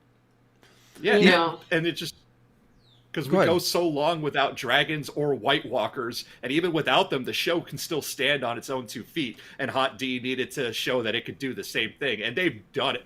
I think they've already surpassed Game of Thrones in that respect. I would agree with that as well. Even as we, say that it's not perfect for various reasons, I would have to agree with that. And I think that one of the things that got me the most excited about this show is when I heard they were starting so early in the timeline and that they were going to cover almost 30 years of time before the war, because that gave them such a chance to develop these characters over the long term. And so when we talk about young Alicent and Rhaenyra and the things that they did that were more relatable, more understandable than maybe it appeared in Fire and Blood, what they are doing is they are crafting the end point. They know where they're getting to, but they have put a lot more thought and detail than George had time to do in Fire and Blood into creating these characters. So I think that we will get to the point with Rhaenyra where she has plenty of agency and we feel her dragon nature. Like, one thing I said is, young Rhaenyra, you felt that dragon energy. That the Daemon and Rhaenyra have that same dragon energy. Adult Rhaenyra hasn't really had the chance to show that as much. There's a couple of moments in her conversations a little bit, but that's think the about thing. when Daemon leaves Rhaenyra for Nettles and fucks off in the Vale for like 2 years. Imagine being Rhaenyra. Like, now we've seen how Rhaenyra got Daemon. Like, it was hard for Honey to get her man. So I loved all that dialogue between her and Daemon. That felt super real, and I liked that. I guess what I'm saying is that, like, by removing the Vaemond thing from her and not having the dragon there, she just comes across a little bit like we don't see her wrathful side, and that is a side of her that she has. But I think it's coming, and I think they're setting it up, so I'm not too worried about it. And you have to, with both Alicent and Rhaenyra, it's the death of their children one by one that changes their characters very heavily, as it would. Obviously, Rhaenyra becomes more aggressive with the deaths of her children. Alicent almost becomes less. Even though there are moments when Rhaenyra's afraid to engage her children directly in battle, she in the end does do that and becomes more aggressive with her strategy over time. Yeah, like, you know why? I 9. think because Targaryens, when you're dying for a Targaryen, I hate to say it, your sacrifice is making them stronger. I mean, it sucks that Daenerys had to lose her baby, her husband, her brother, but look at what she gained from it. So I think, like, that's the difference. Alicent isn't a dragon, so as a regular human, as she loses things, she becomes weaker, disheartened. But for Rhaenyra, it's like now she's like really turning into Maleficent at the end of That is a Sleeping great Beauty. Tim, I'll kick this to you, but I really like that, Nettles. That is well put. Like, it's a difference between being attached to stuff. Like, Rhaenyra becomes less attached through loss, whereas Alicent becomes almost more attached and regretful. Yeah, I was gonna say, like, episode 9, so tomorrow night, it's supposed to be titled The Green Council, and then episode 10, our season closer, is going to be titled The Black Queen. So I do think that Dark Rhaenyra is coming, because that has been, I've seen a lot of the arguments, especially for green stands, is that, like, oh, they're whitewashing Rhaenyra, they're making the greens totally irredeemable. And it's like, no, the season hasn't ended yet. Rhaenyra's gonna do some terrible things on her own, we just haven't gotten there yet. I think it's going to happen in episode 10, which I think the season closer is going to be when Aemond kills Luke. And I think that's going to be the thing that sets Rhaenyra off and starts sending her down the darker path. And that's when we're going to actually start seeing these more malevolent actions on her part. And when it's truly going to become, okay, nobody's good on this side in this war. Both sides are going to commit atrocities. And then season 2 is where I see the blood and cheese thing happening. So blood and cheese is a big thing that... that I want to talk about here in the spoiler section. So Helaena doesn't have kids yet. Blood and Cheese happens to her kids. There's not another time jump coming. Helaena does no, have actually- kids. Yeah, when Helaena has 'cause kids when in she- episode 8. Oh, that's right. They say something about Diana. dressing the children, don't they? Oh, we didn't Diana see was him. Where's supposed to be Diana? taking care of the kids. So she has the twins. Okay, we just didn't see him. No. Yeah, but also what I wanted to say is I'm noticing like the parallels between the dragons and their riders, and how like I think right now Cyrax is in mother mode and so is Rhaenyra, where all Cyrax is doing is laying eggs, and how I think another reason why they took the Cyrax burning Vaemond thing is because I feel like Cyrax and Rhaenyra will never go to battle. Like, we're going to see Rhaenys, we're going to see everyone else fighting, but I think we're painting it as, like, right now Rhaenyra's in mother mode, and then next she's going to go into, like, Queen Elizabeth mode, where it's, like the Virgin Queen, like, once she doesn't have Daemon anymore, where she's just kind of, like, I don't go into battle, I just command people to die for me, essentially. So you don't. That was a big question I wanted to ask you guys. Do you think they will add Rhaenyra riding Cyrax into battle, since it frustratingly does not happen in the books? You don't think so? I kind of think they might. It's a mother dragon for a mother rider. She's Okay. good at popping out kids. Well, her reluctance to engage Cyrax is a plot point at various times, but I was still thinking they'd give her a chance to do it. We'll see. We'll see. Tim, what do you think? Yeah, because like the only time we really even see Cyrax in action during the whole war is when Joffrey steals her, and he's just trying Right. to use Cyrax to quickly get to the dragon pit to get his own dragon. But yeah, like Cyrax kind of sits out the war for most of the time, so it's like, yeah, you're Rhaenyra, and which would be another point as to like, well, how, you know, when people are complaining they're not making Rhaenyra bad enough. It's like, well, no, when the war starts, it's a proxy for her, because while Aegon will actively engage in the war with Sunfire and will actually shatter both of his legs and have his armor burned into his skin because of a fight, Rhaenyra pretty much sits out the war. Everything's done, all the fighting is done for her by other people until the very end when she gets back to Dragonstone. Why do you think she married Daemon? It's not 100% love. She says, "Uncle, I need you," because she knows Yeah. what's coming, and she knows if Daemon will just take care of it. Yeah, well, we'll see. Like I said, a lot of people are frustrated about that part of Fire and Blood, that Rhaenyra never does ride Cyrax into battle. She does ride Cyrax to King's Landing and flies over King's Landing when they take the city after there's no dragons home. But yeah, Cyrax is more an Uber than anything. we'll see. Yeah. I bet you they will put in at least a little more dragon action with her. I don't know if maybe she'll go into battle per se, but we'll see. Maybe she'll eat somebody else, you know, or have Cyrax eat somebody else or something. I doubt it. And that's I a think good point. It's Yeah. symbolism. I'm sorry, what? I said I doubt it. I think it's symbolism. I can see that point too. I see that as well. That's why I said maybe not into battle, but just using her dragon in some way.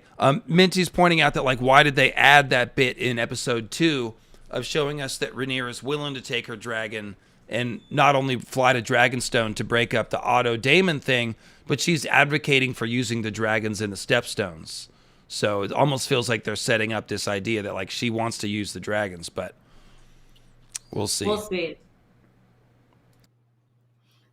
Okay, so Blood and Cheese. Blood and Cheese. With Helaena. So I've talked about Helaena a lot. I love Helaena. On a couple of live streams, we've gone into more depth about the intersection of potential neurodivergence. We talked about autism and ADHD and some of the traits, hypersensitivity and stuff that she exhibits, and how that might be interacting with her prophetic gift. In the most recent video that I did, I asked the question of why Helaena was covering her ears.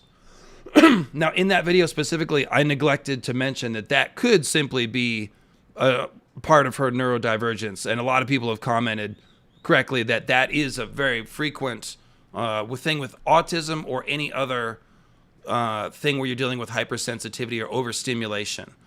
You might cover your ears if there's a lot happening, even though it's not a sound. And there was also a lot of people yelling and screaming and all this going on. So I didn't mention that because it's almost like almost take it for granted that could be what's going on. I should have mentioned it in the video. I talked about it on the live stream, but just to make that clear, definitely could be just an overstimulation response. However, since we know that she is a dreamer, and actually I think dreamer's misleading a little bit because we've never heard her talk about dreams, and we've never seen her wake up out of sleep with like a vision. She actually, what is happening to Helaena is that she says prophetic things in the moment when something is happening around her. So for example, when Alicent and Aemond are talking about, you will have a dragon one day, that's when she says, he'll have to close an eye. Now, maybe she dreamed about that yesterday and she's just referring to it now, but it sounded more like an intuition that she was getting in the moment, whether she's hearing that or just realizing it, or, you know, it's a voice in your mind that you hear, who knows what. And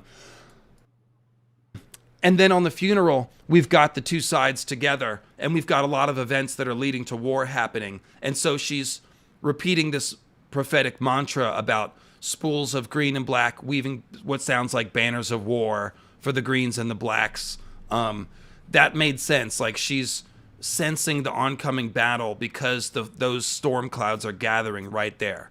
So I was wondering and asking the question in the throne room, she's covering her ears right after the beheading. Is she actually maybe hearing a psychic scream or some sort of something like that? Because maybe when someone dies, if you're a psychic person, you pick up a little more of that death than the people in the room. But the thing that I was trying to imply and didn't want to say because of spoilers was blood and cheese. Obviously, blood and cheese is a beheading in the Red Keep involving one of her children.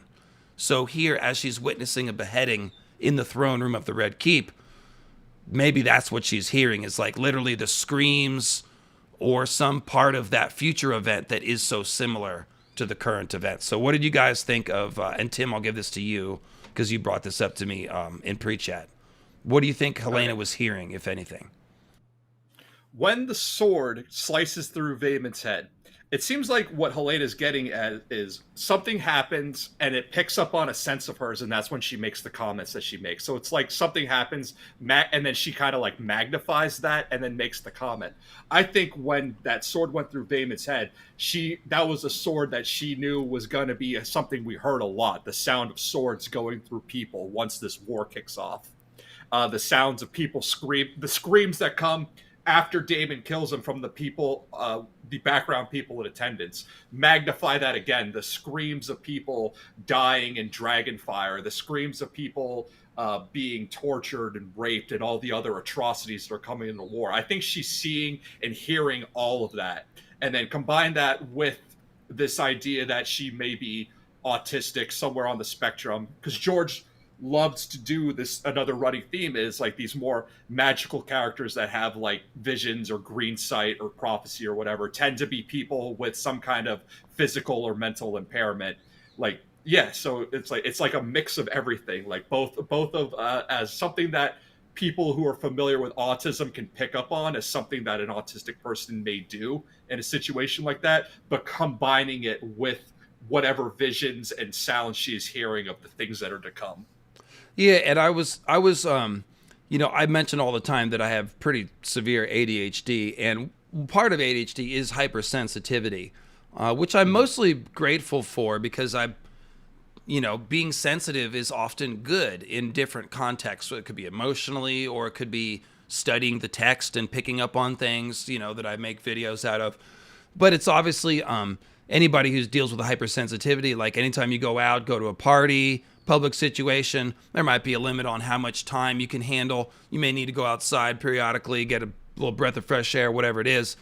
So if you're somebody that is any kind of hypersensitive in that sense, and you're a psychic, that's going to leave you in a situation where sometimes the psychic shit that comes through is going to trigger your natural sensitivities and reactions to that. So I think that Helaena is dealing with some mix of that, and also being a psychic on the edge of a horrific war where half of your family dies is probably pretty rough too, because most of the things you're going to be picking up on are very tragic.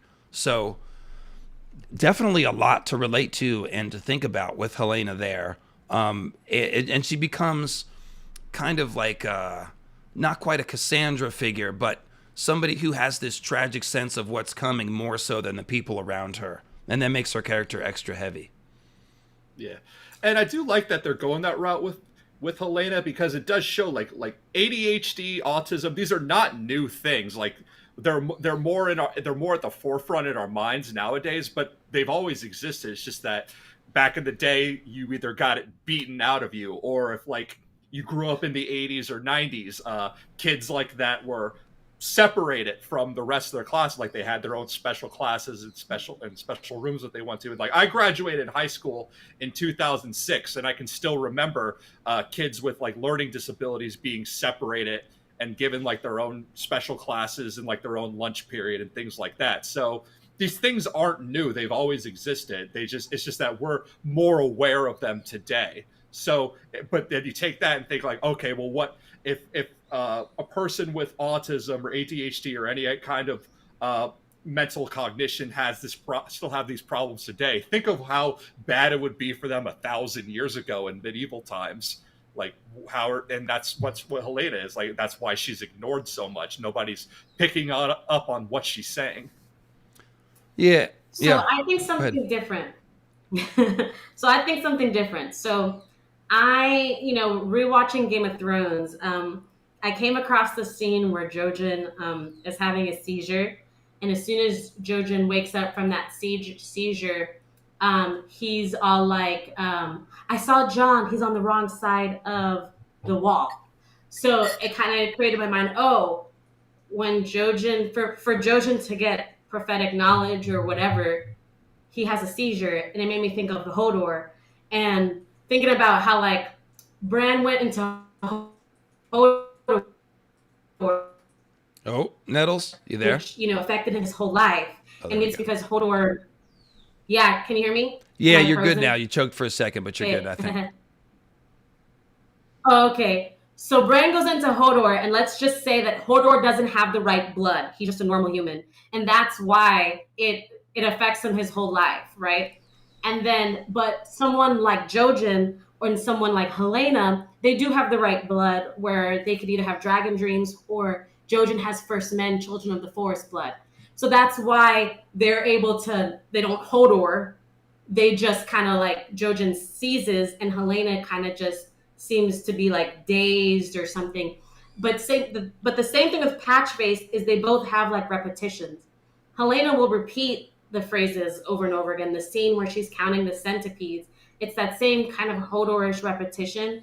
So it makes me think of like whatever the source is that can give people these prophetic dreams, it's taking something from them, and it's taking something neurotypically.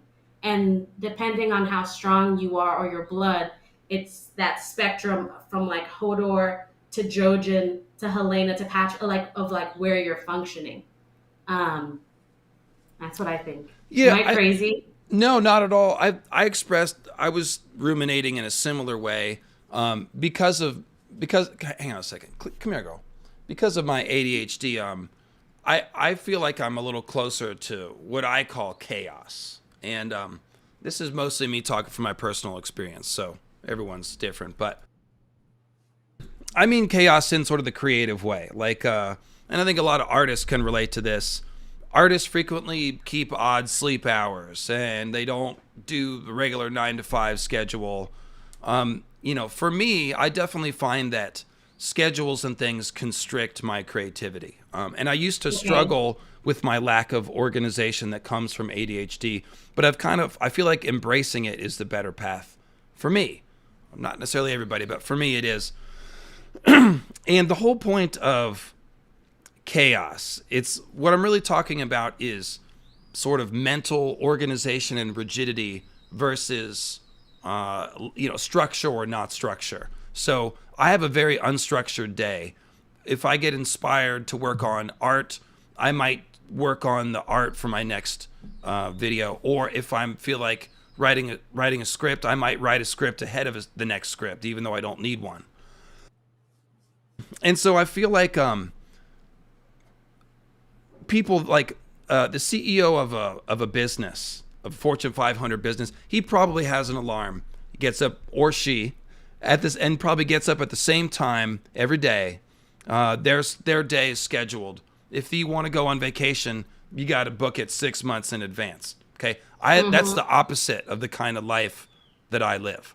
So I will leave it to the viewer to have their own opinion on whether magic or psychic abilities are real in the real world. But there is an association with, there are different ways to pursue this. I'm trying to rein this in. There's different ways to pursue esoteric knowledge or spiritual experiences and stuff. Some people go for very structured meditation and discipline, and other people go for like the Grateful Dead lifestyle. Okay, the rolling chaos, which is what I sort of identify with. But the point is that there is a classic association between schizophrenia and specifically and shamanism.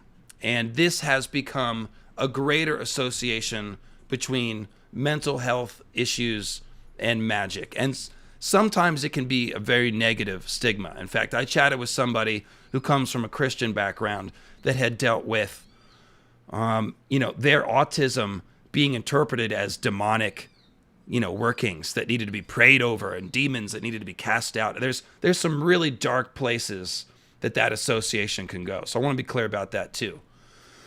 But with shamanism, a lot of times people with schizophrenia or people that heard voices or were some sort of severe neurotypical sort of behavior that everyone notices, instead of being cast out, oftentimes they were treated as wise men or women. People that they say, oh, those voices they're hearing, well, they must have one foot in the spirit world.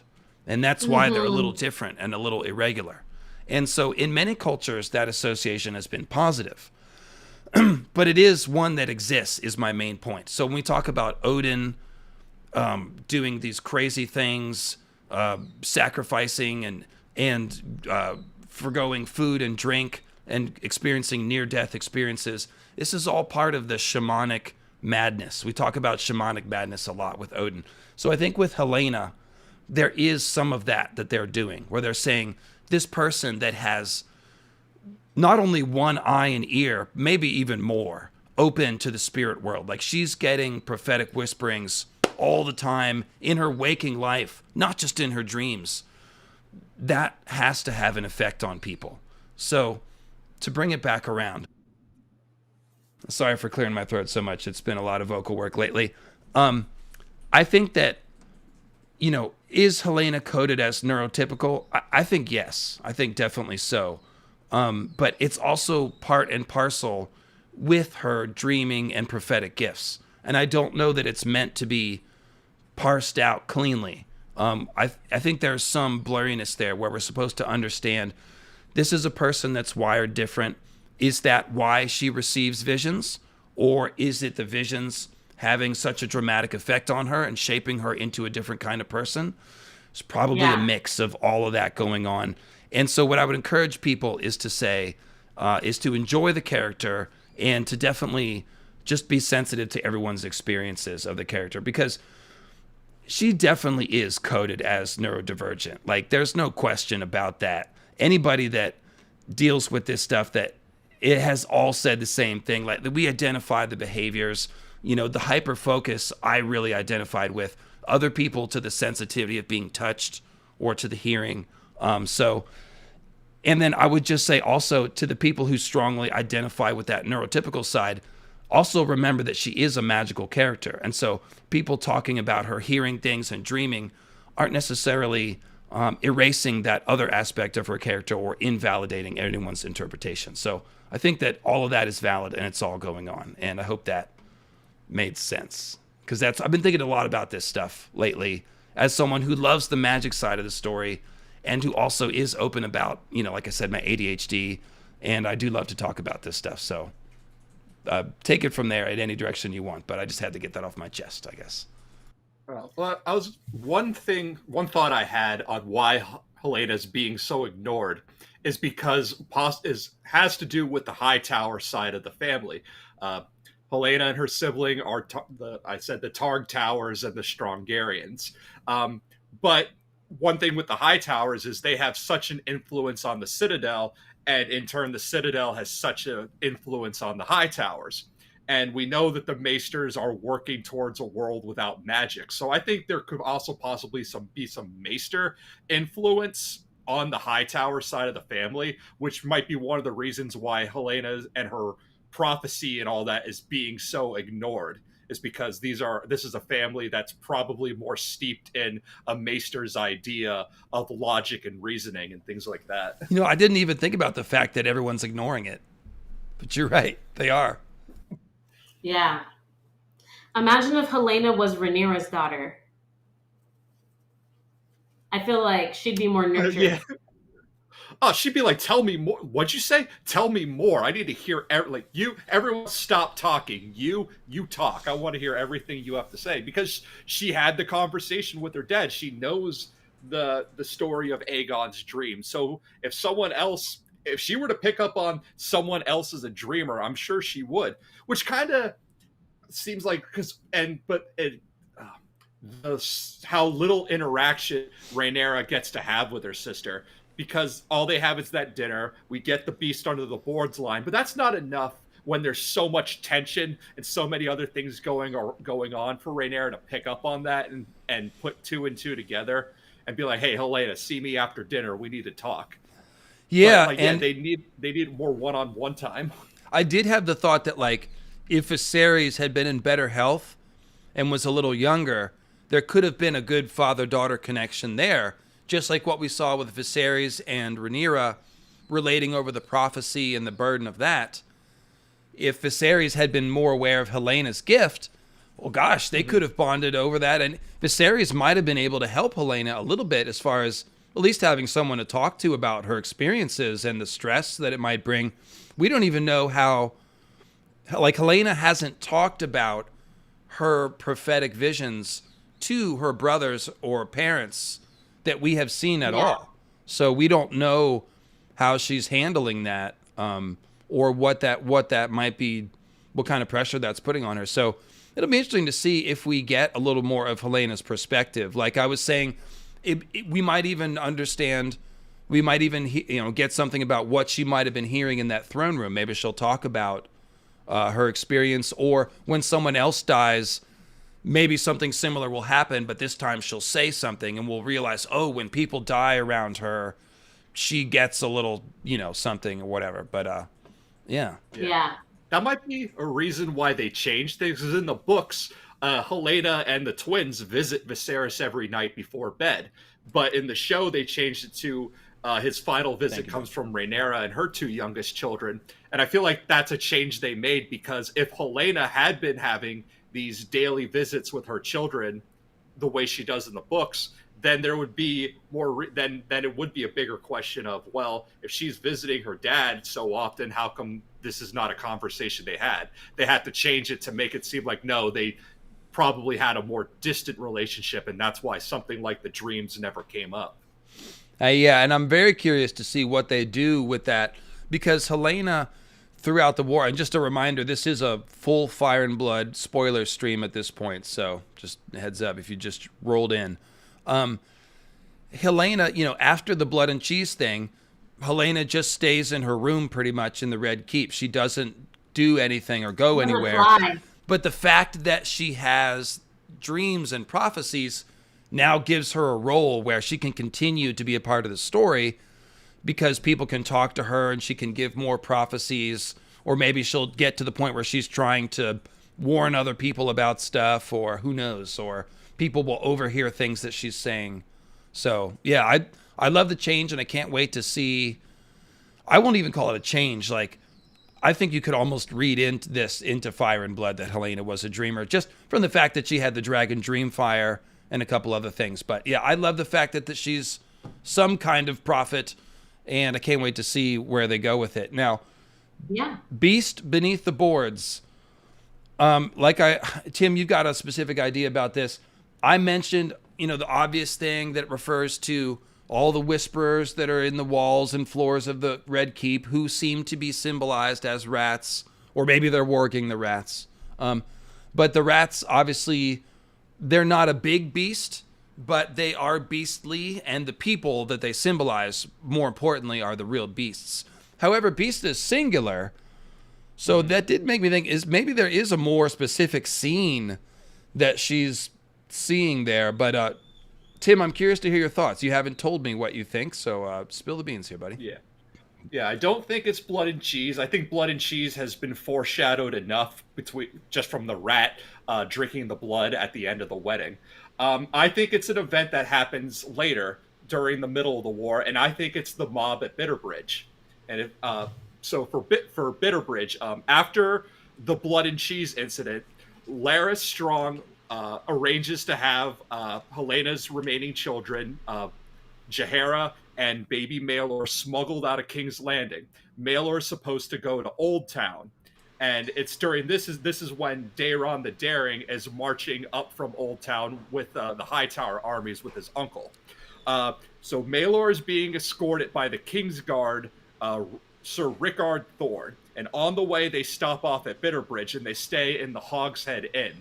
Now, the Hogshead Inn is like this seedy, like, hotel, dive bar, restaurant combo. He's told that all the rooms are filled, but if you don't mind shoveling the muck out of the stables, the boards, you can stay in the stables with the horses. And it's there. He has Maelor covered. He's passing Maelor off as his son, but a stable boy recognizes Maelor's silver hair. Word gets out, and with the war coming to a real head at this point, like an angry mob forms. They kill Sir Rickard Thorne, and they basically rip baby Maelor apart. So I think the beast under the boards is the mob. The boards is the Hogshead Inn, which Daemon the Daring will come back and burn later on during the sacking of Bitterbridge. The other thing that's interesting about Bitterbridge is that the bridge itself and the castle, which is Bitterbridge is the seat of House Caswell. They're constructed of stone, masonry, and timber. And if you remember, Lord Caswell is the only person to greet Rhaenyra and Daemon when they first show up at the Red Keep. Yeah. Yeah, so again, I think Beast Under the Boards is the mob at Bitterbridge and the death of baby Maelor. Well, I'm gonna be a boring blood and cheese person. I just think it's that. I think it's singular beast because blood is the butcher. Cheese is just the scrawny rat catcher that shows him the way, but blood is the beast. I think that beast singular is just like poetic phrasing, like beware the dragon in his cave. It could be any dragon in any cave. That's how I think it is, but we'll see. I tend to think, Tim, that the Helena's foreshadowing will probably be stuff that comes true within a couple episodes, because otherwise people are just going to forget about it. But maybe they will develop a lot of this stuff along a theme that will lead up to an event like that as well. Mm-hmm. So we will obviously keep filing all of these away and interpreting them every time they come up. You guys know how much we love interpreting prophecy, so that's a no-brainer. But yeah, it could be layers to it, but the boards thing sounds specific. So I feel like if it is blood and cheese, we'll specifically see them under floorboards. Like, it'll be something that we'll notice and be like, those are the boards, there's the beast, that's what she meant. Just like with the Aemond one eye, like when he'll have to put out an eye. If you weren't a Fire and Blood reader and had no idea what that meant, you would get it now. You'd be like, oh, well, he lost an eye and to get the dragon. Yeah. That's easy enough. So maybe they will start with the basic 1-2s that are like one episode, the question, the prophecy, and the next one, the answer, and eventually get to longer range stuff. But yeah, I'm curious to see how it goes. Well, I do I think see like a Shivash board. Is that how you say Shivash? Whatever is on some like the game Something like that, board. something specific. There'll be a board that we will point at and go, ah. I feel like. Go And ahead, then Tim. the tile underneath it moves, and then you see blood and cheese coming out. Nettles called it, guys. If you see a game board, There you go. I come like back to that. this video Side-ass and board. type. Nettles was right. That would be funny. Again, Well, so tired of being right. there is another sort of long. There is another sort of long form prophecy, which is when Helena's has that like millipede crawling over her head, and she drops that line of "the last ring has no legs." A lot of people have picked up on that foreshadowing Bran as the Broken King, no, the last ring, the last king, paralyzed, no legs. But it also foreshadows Aegon in a lot of ways, because we already said Aegon is to shatter his legs when he jumps from Sunfire during the dragon battle. And Aegon is the last ring. He is the last of the Targ Tower children to die. Aemond, Daeron, Helaena, they all pass before he does. He's the last of Alicent's children to actually go. Interesting. Yeah. I liked that idea that it refers to Bran having no legs and being the last king. That was cool. And Helaena does not have green sight. You know, she's having dragon dreams or some sort of dragon-related prophecy. Totally different than green seer magic, just for what it's worth. Somebody said Helena's green sight is lame, but calling dragon dreams green sight is actually what's lame. But I'll just say real quick. So moving on to a couple other questions that we have, super chats, and I've got one or two more topics left as well. Will Alicent be mad that Rhaenyra has an Aegon child? In the books, that was a deliberate dig that Alicent took great offense to. They didn't make much of it on the show. They still could, but they haven't yet. I have seen that a couple times stuff I thought they missed, they went back for later and just did it in a different way. So that could still happen. Nelson says, Alicent or Rhaenyra, who would be the better queen ruler? Well, I think based on what we've seen so far in the show, I would probably favor Rhaenyra, even though I wouldn't have said that, I don't think, based on Fire and Blood. And obviously I think they both made their mistakes or whatever. But the one scene in the small council that we got with Alicent and Rhaenyra, I happen to agree with Rhaenyra. On the Stepstones and on the Blackwood Bracken dispute. I have seen other people agree with Alicent's side in that. So it could just be based on me having the same opinion of those situations as Rhaenyra. But I think they're trying to show us that Rhaenyra would have been a capable, at least, ruler in different circumstances. Would you agree with that, guys, or no?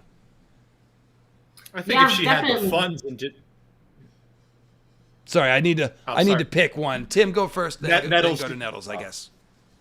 Oh, okay. I was just gonna say, I think if they hadn't done what they did with the funds, placing a quarter of it at the Iron Bank, and I think another quarter of it went to the Lannisters. I think if she had full access to the treasury and didn't have to impose those really high taxes, she probably would have done better. But when one thing that that's so true to life is when you start, there's no quicker way to become unpopular with the people than by raising taxes.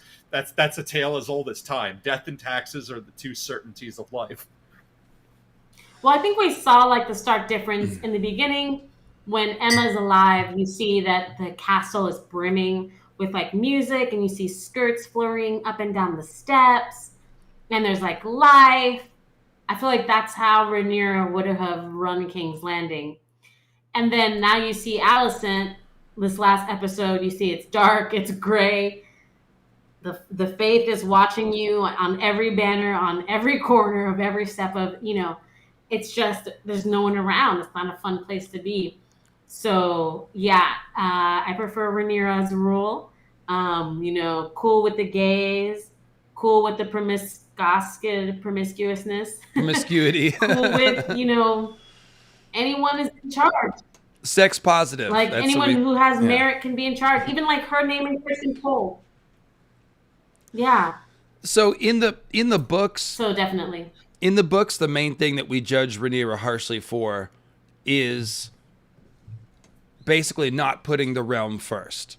Not only by having Harwin's kids, but in the books it's very clear that like she keeps Harwin at her side in the same way that Laenor keeps his companions at his side. So every time they go to a feast or a tourney, it's very obvious that they both have a boyfriend, if you will. So this basically, I was talking about before the season, I was like, look, we can empathize with the human being and the situation she's in, but she created a situation that led to war by doing that, and essentially she's pursuing her own personal happiness at the cost of the stability of the realm.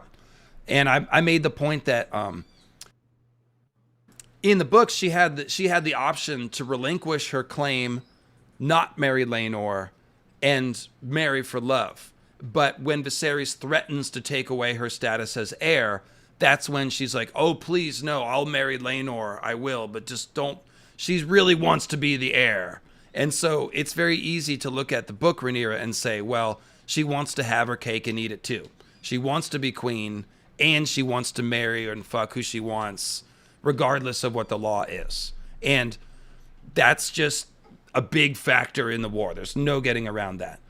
I do like how the show has made it more understandable, because it really was hard to understand reading Fire and Blood. Be like, man, why did she have 3 kids with Harwin? Why did she keep Harwin around so publicly? Like, why couldn't she have Laenor's kids? Why didn't she get a blonde-haired surrogate or pale-haired surrogate or Laenor's cousin or some shit?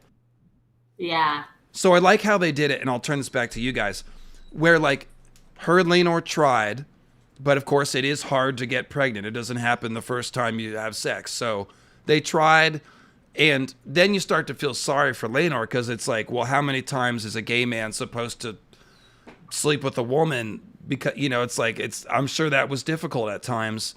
And so you start to feel some sympathy, even though there's still the baseline judgment of this is a factor that led to the war. You can at least understand how it happened a little better. What do you guys think of how the show adapted that storyline? Nettles first this time. Well, for me, sorry, I was writing bad things in the chat, so I can give it to Tim first if you want a second to collect your thoughts. Yeah, okay. Go to Tim first. All right. Yeah, like I understand. Okay, you want to have your happiness, and that's understandable. And Harwin brings you happiness, but there is like what she's not thinking about is the optics of the whole situation. I'm like, yeah, have your happiness, have your guy on the side, but don't bring your side piece to dinner. Like, it looks bad on your part. It's like you have to realize, like, yeah, it's a shitty game you play, but you're stuck playing it. And optics are a big thing. Perception is a big thing. Like, and maybe when you're queen, you can rewrite the rules, but you're not there yet. You're playing like you can write the rules at any time, and you can't. Viserys is still in charge, and Viserys is falling apart. Even before we get to how bad he is now, even when she was a teenager, Viserys was beginning to fall apart because of all the like. The first time we see Viserys being treated by the Maester, it's in episode 1. He's already got an infected sore on his back. So even long before the finger slice, that man was already headed towards one foot in the grave, the other on a banana peel. The fact that she never picked up on that and still kept going about everything she wanted without putting that perception of things into, like, without taking the regards. Because she even says, like, like when she said to Daemon how she doesn't really care what the common folk think. It's like, no, you need to care about what they think. Perception is key. But then Daemon, for his own part, gives her bad advice when he says, like, well, who cares what these High Lords think? Like, no, it's very important what the High Lords think. These are going to be your bases of support. Daemon's problem is he can't recognize that you can't solve all your problems with a dragon. Like, we've had that discussion before. Everyone needs to try and find that good middle ground that the conciliator have. Know when it's time to talk and when it's time to pull out the dragon. Daemon always wants to pull out the dragon. Viserys always just wants to talk. And Rhaenyra's getting influences from both of them, or more influence from Daemon, less so from Viserys, because he's not taking an active role and making sure that she's prepared for this. So she's starting to get more of Daemon's perspective on things, of doing what you want and fuck what anyone says.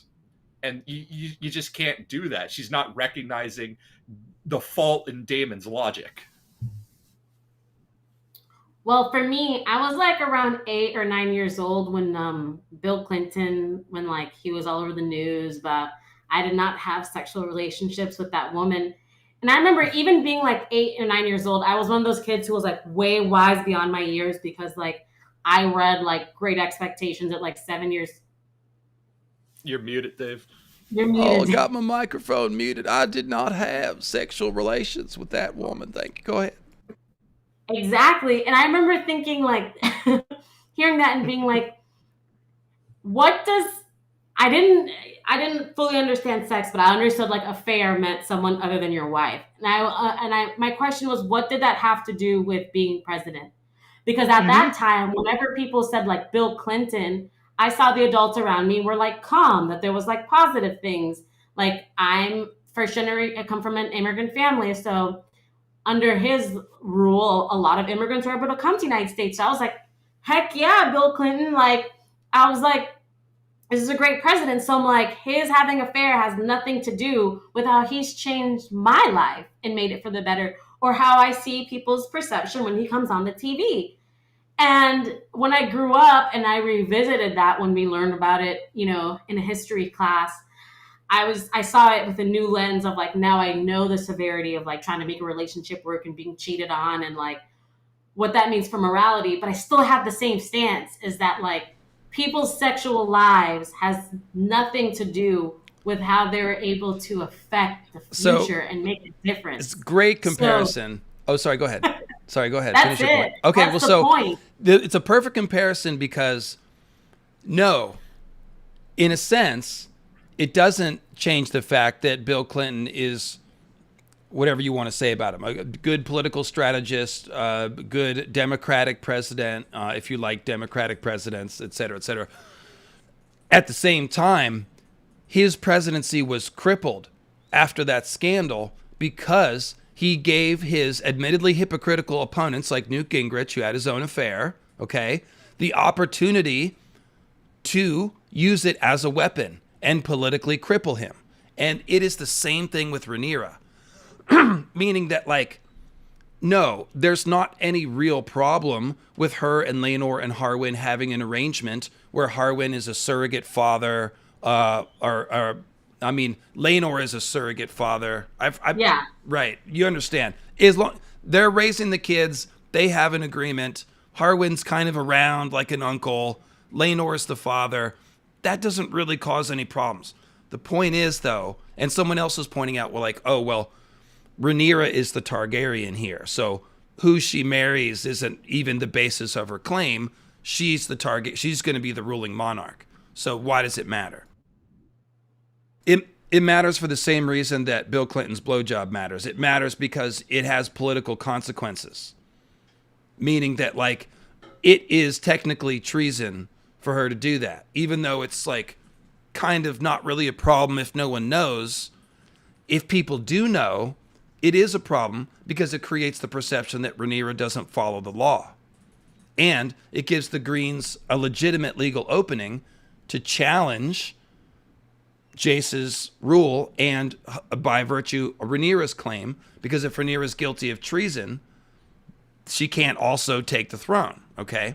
So it's a mixture of both. We're supposed to realize that these laws sometimes are silly or unjust or unfair, but they also have real political consequences for breaking them. And the characters have to navigate that. So it does matter in some cases, but it also doesn't matter nearly as much as some people make it out to matter, if you want to say that. But it is, I do want to be clear, Rhaenyra lying about who Jace's father is technically treason. It does matter. Like, only the true-born children of her and Laenor have a claim to the throne. That is the law. Even though, like I said, Jace is probably the most worthy candidate, skills-wise and temperament-wise, of any of his generation to sit the throne. That's the thing. It's feudal monarchy. It's not supposed to be awesome. It's supposed to be kind of dumb, right? Mm-hmm. Dumb and effective. Because the thing is that, I mean, a bastard could potentially take the throne. We see that later on with Aegon the Fourth, and when and Daemon Blackfire, with the idea like maybe he might disinherit Daeron and name Daemon Blackfire to the throne. But the thing about legitimizing a bastard is you first have to admit that they are a bastard. You have to formally recognize them as such, say that, yes, you are my kid, and then you legitimize them. Rhaenyra can't do that, because even if she were to try and have them legitimized, first of all, it's on Viserys to do that because he's the king. And by doing that would mean, admitting that she's been lying for years. Like, her best chance to do that would have been when Jace was first born. That was her one opportunity to say, yes, this is a bastard. Please, father, legitimize him. Then he would have had a running chance. But she doesn't. She goes years and years telling this lie.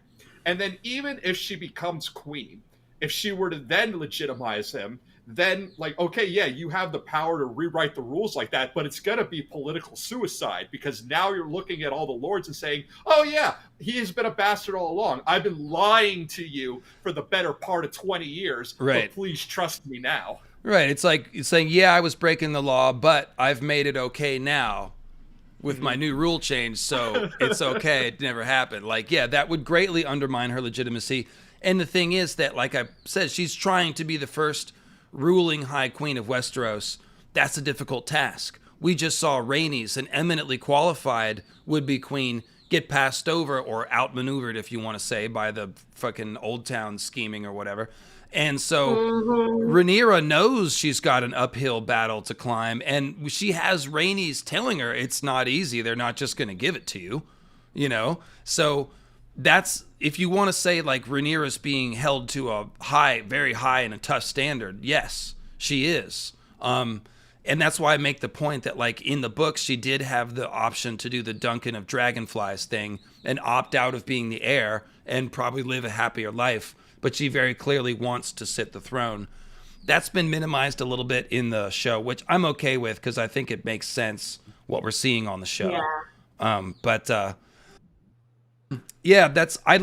What I'm trying to say is that I like how they've humanized the situation. They've made it understandable. They've made it something that you can understand both sides of, instead of just looking at it and being like, why the fuck did Rhaenyra do that? It's her father kind of pushed her into this marriage with Laenor, and she acquiesced to it because she had a chance to marry someone else, didn't find somebody, and then had this scandal with the Kristen and Daemon and stuff. So now Rhaenyra's backed into a corner with her father. She accepts the marriage with Laenor, but Laenor's gay. So it's she never really had that option to just be oh no, you can just pass it on and I'm going to go marry somebody else. We never really had that moment. So it's just kind of foisted on her, and then she's left to make the best of it. So not to excuse her again, but it does make it more understandable. Yeah, but in a world where Rhaenyra never cheats, never has bastards, the same thing happens because she's a woman. Because Rhaenys did do the right thing. She did marry the guy and have the legitimate children and was still passed over. So, sorry. Like I said, it doesn't matter that she's having sex. Number one, doesn't do anything with her cognitive ability to rule. Secondly, whether she has the sex or not, the war still happens because it's not about sex. Let's not do that switch. It's about her having children that are Harwins, and obviously Harwins. So she can sleep who she wants to. The problem is that the kids look like Harwin. That's the problem. Because we're not Alicent. Nobody's judging her for sleeping around. That's not the judgment. The judgment is that having kids that are obviously Harwins exposes her politically and creates an obvious scandal that contributed and gave those Hightowers, who obviously are scheming for power, an excuse, something to grapple onto. And so we have to say that Rhaenyra, that was a bad move. Just like with Bill Clinton, doing that thing with, and also, by the way, Monica, there's a power imbalance issue with the Monica thing. She's not a teenager, but she was very young. Bill Clinton was her boss. That was very inappropriate. But the thing is that it exposed him politically, and that weakened the entire party and his whole agenda. So that had real consequences. It's a lack of judgment is what it is. It's not a moral sex failing thing. It's a lack of judgment in both cases, in my opinion. Sorry, go ahead. Fine, I'll say that it makes Rhaenyra a liar. That's if it's not about the sex, it makes her a liar and an untrustworthy ruler. But I said she's because no one's ever lied before. Oh, everyone lies. Still, yeah, that's just my opinion. It's like not a big deal. Whatever she does, they were gonna get her. I think that's still true. I don't think those two things are in opposition. Like the Hightowers have been scheming since Aegon was born. That's long before Rhaenyra went out with Daemon for a night of fun in King's Landing or had kids with Hart. Before any of that happened, they were saying Aegon II, Hobart Hightower, quoth Hobart Hightower, right? So we know that.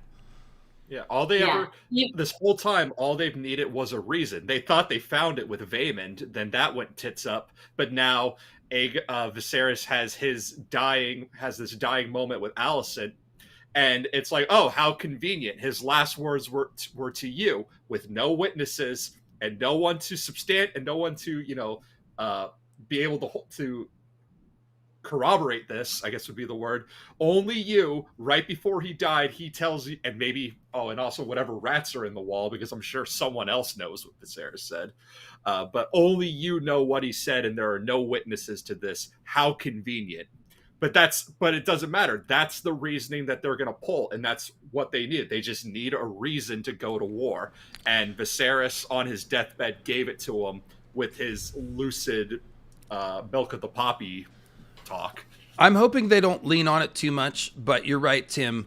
It's the same thing. Like, whatever the excuse is, we know that they've been fixing to do this for years and years and years. And I made that point in my video. Like, yeah, I don't love this bit about the misunderstood prophecy, but I also don't think it's going to be like the main rationale, because like you said, Tim, it's not credible to be like, yes, the dying opium-addled king totally changed his mind at the last second and only I heard him. It's like, she knows that's not very strong, but I could see her saying that to Otto or Aegon as a, like, convincing them or something, her own process of rationalization or whatever. Yeah. We'll see. We'll see what Alicent says in her speech. Yeah, and I think they're also the reason why they're bringing in Gaiman Palehair, and this is something we wanted to talk about. We've seen in the preview, Nettles, there's a little 2 or 3 year old boy with white hair that Mysaria has produced. And we also see, Talia, Alicent's handmaiden that witnessed the moon tea and the whole thing. She was informing to Mysaria. So Mysaria is putting something together with a scandal on the greens, it would seem like, to use as leverage or whatever. So it seems like that's why Gaiman Palehair is, and I'm asking you guys, is brought in early, is potentially to show that, like, oh, well, Aegon has bastards too. So that this comparison between a man and a woman having bastards is more, like, starkly presented. Do you think that's where they're going? I can't see it as being something good for the Greens. I don't see it as something good, so that's all I've got to say. Yeah, I think Mysaria is still working with Daemon on this, because if Talia is selling this information that she has about like the moon tea and Aegon raping the other maid. That's not information that that she's going to sell to Otto Hightower, because Otto Hightower more than likely already knows this. Like, we see Otto kicking teenage Aegon at the funeral. Like, Otto Hightower is well aware of how much of a piece of shit his grandson is. So this is not going to be news to him. This is going to be good information, though, for Rhaenyra's side. So I do think that she's still that Mysaria is still working with Daemon, and that if they can then produce a bastard of Aegon's, which is what Daemon Palehair originally is presented as, then yeah, they can point the finger back at them and say like, well, what are you going on with this whole duty, honor, tradition? Your son's producing bastards too. Now on that. In the books, it says that Daemon Palehair was not Aegon's bastard, that he was the son of like a Lyseni oarsman, but that comes after his mother has to get sharp questioning. Now, we've already established sharp questioning is torture, and if you remember later on, Lord Thaddeus Rowan, he's tortured so much to the brink that he admits to all of Mushroom's japes about, were you the one to poison Viserys? Like, it gets to a point when you're under torture, you're going to say anything to make that torture stop. So I don't know if that admission from Daemon Palehair's mother is admissible. I do think Daemon Palehair could very much be Aegon's bastard. Yeah, and it could also be, he could also be a fake that Mysaria is using to smear Aegon too. I realize as you're talking, like, anything is possible here. So he's a whole little Fagon before Fagon. Somebody in the chat said it probably wasn't even moon tea. It was just warmed up soap water. It was blue. It looked like mixed berry Powerade. Yeah, so the idea is that Daemon Palehair wouldn't be the child that would have been conceived in the last episode. This would be a different bastard by Aegon. But the idea is that Mysaria has been keeping track of all this, of Aegon's deeds and collecting, information or whatever. So, yeah. Jay King says, I just joined, so I'm really sorry if you already discussed this. Rhaenyra using Syrax more. Yes, we all gave our opinions on that. So on the rewatch, you'll have a nice 10-minute segment about that. Brennan says, and I'm sorry I didn't read this earlier, Brennan, I think Aemond will be the only one to recognize the dreams from Helaena. Aegon doesn't like her while Aemond does. I like that idea a lot. Aemond potentially might take something seriously, him being so serious and stuff, but we haven't seen any connection to mysticism for Aemond, but just based on the idea that there seems to be a little more of a bond between him and Helaena, I could see that. I do get the mysticism from Aemond. Even like when he's fighting in the yard and you think that he hasn't seen his cousins because he's too busy fighting Kristen Cole, the best fighter in the land. You would think that he'd be focused on that, but he's able to be like what's that goth 2000s magician that was big online? David Blaine? David Blaine. Yeah. He puts around David Blaine, oh, hey cousins, I saw you there. And there was another moment on the table that seemed kind of like, oh, I'm faster than you, kind of like a something magic-y about him. We'll see, because him spending time in Harrenhal with Alice Rivers. I was just about to say this is spoilers. So we could talk about Alice Rivers. Yeah. If there's going to be some magic mysticism, one-eyed person, come on.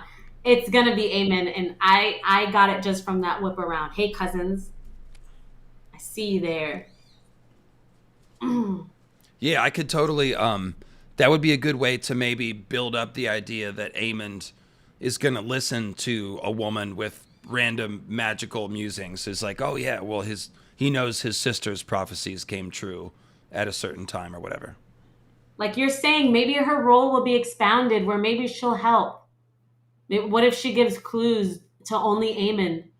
Because for most of the dance, it's Aemond that's on Team Green making all the good decisions. How does he know which castles to burn or whatever? I don't know. We'll see.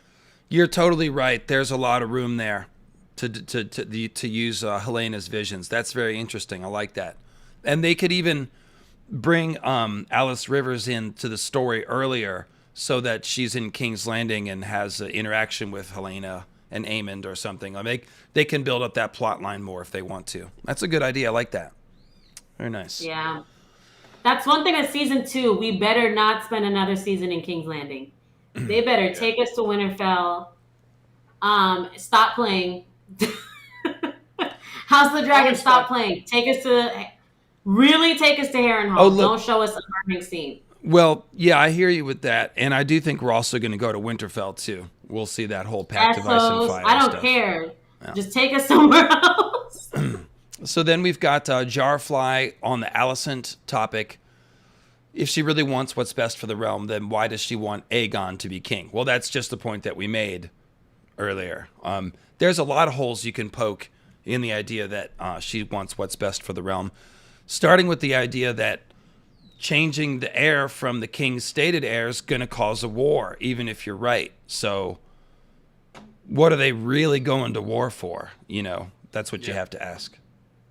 We get that in the main story with Varys. Like, Varys' whole thing says that he wants what's good for the realm, yet he kills Kevin Lannister, who up until that point was kind of reigning Cersei in, and he does it to put his pet project king on the throne. So it's like, no, wanting what's best for the realm, it's a front. It's a way to justify doing what you actually want to do. And it's also subjective based on the worldview and the opinions of the given people. So there's a lot of, that's why self-deception is an important thing to talk about. Because everyone thinks they're doing the best for the realm. Well, not everyone, but most people. Like Otto probably does.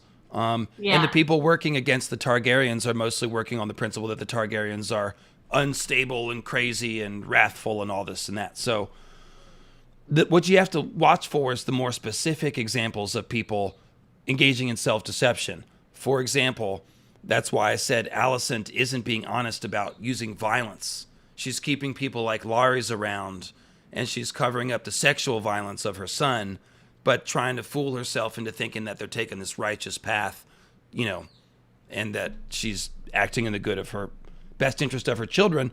But if she causes a war, her children are likely to be fighting in that war. So she's not putting that together, in my opinion. It's like, deep down, do you really think Alicent thinks that a man is better suited for rule?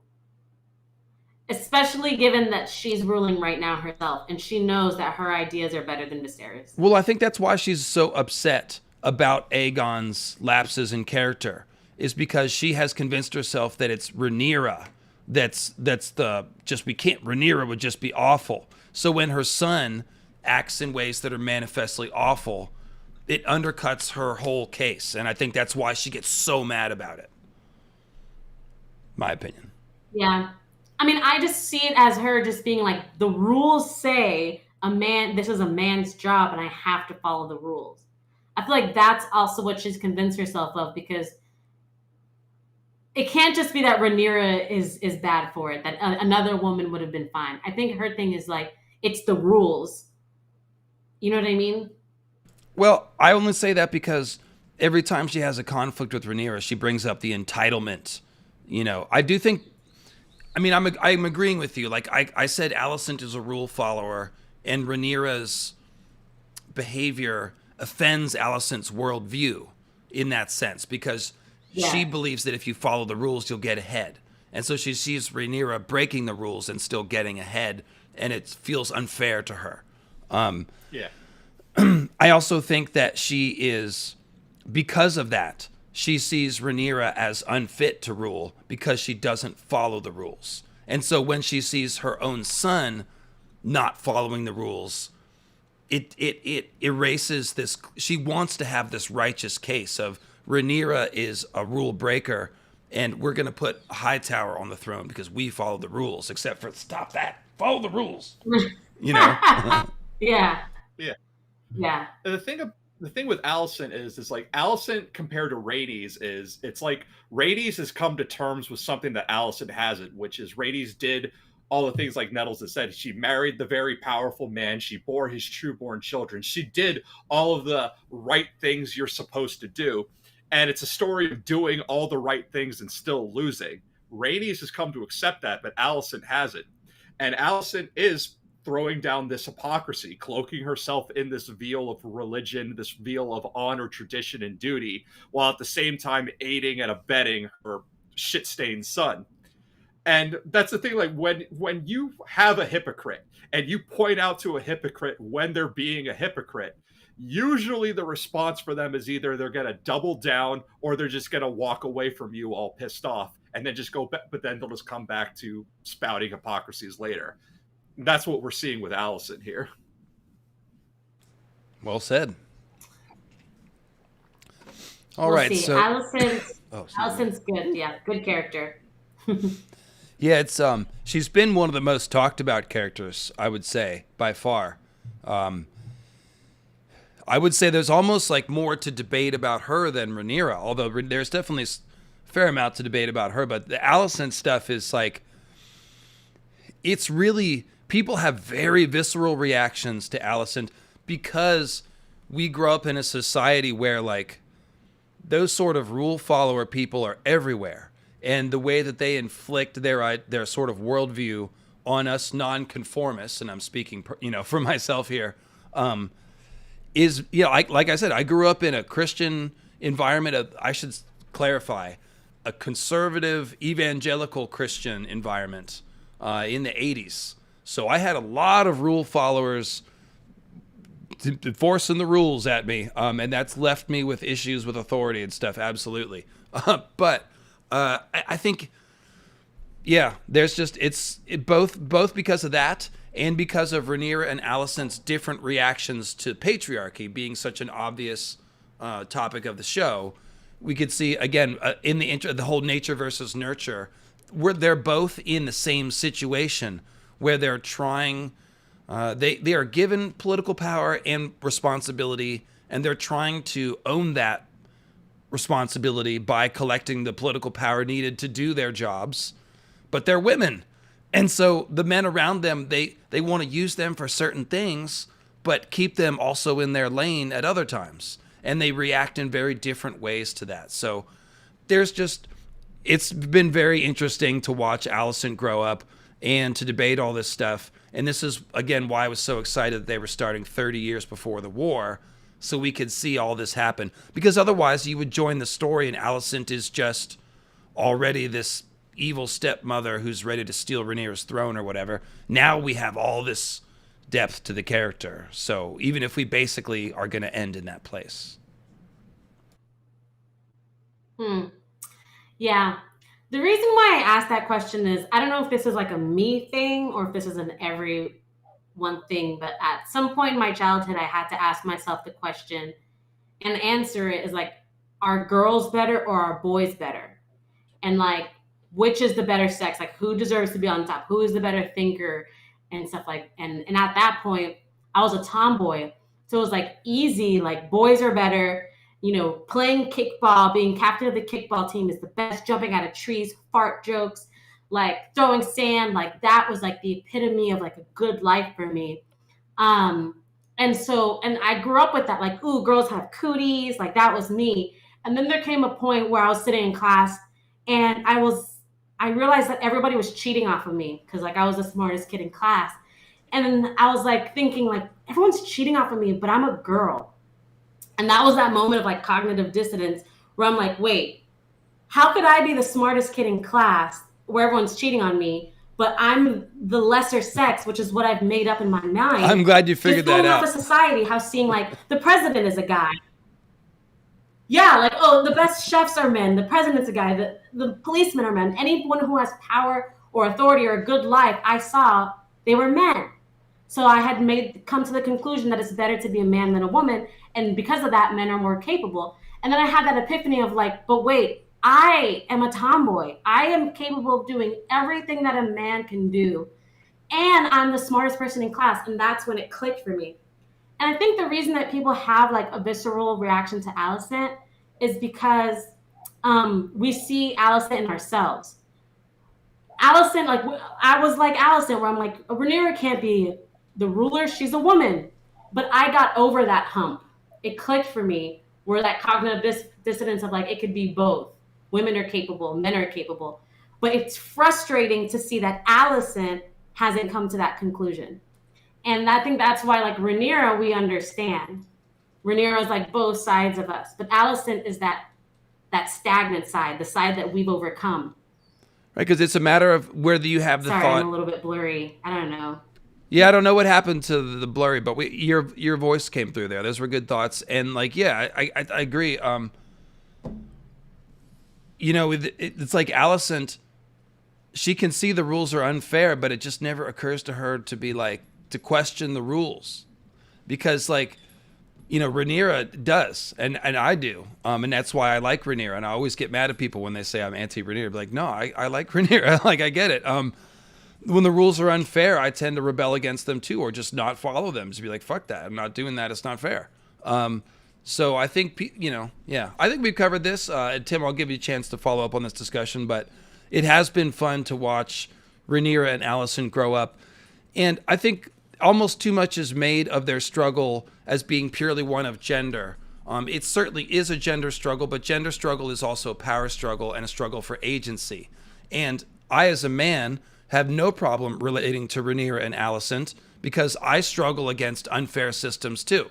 It's just not gender-based. So I really feel like these two characters have been talked about because they were very well developed.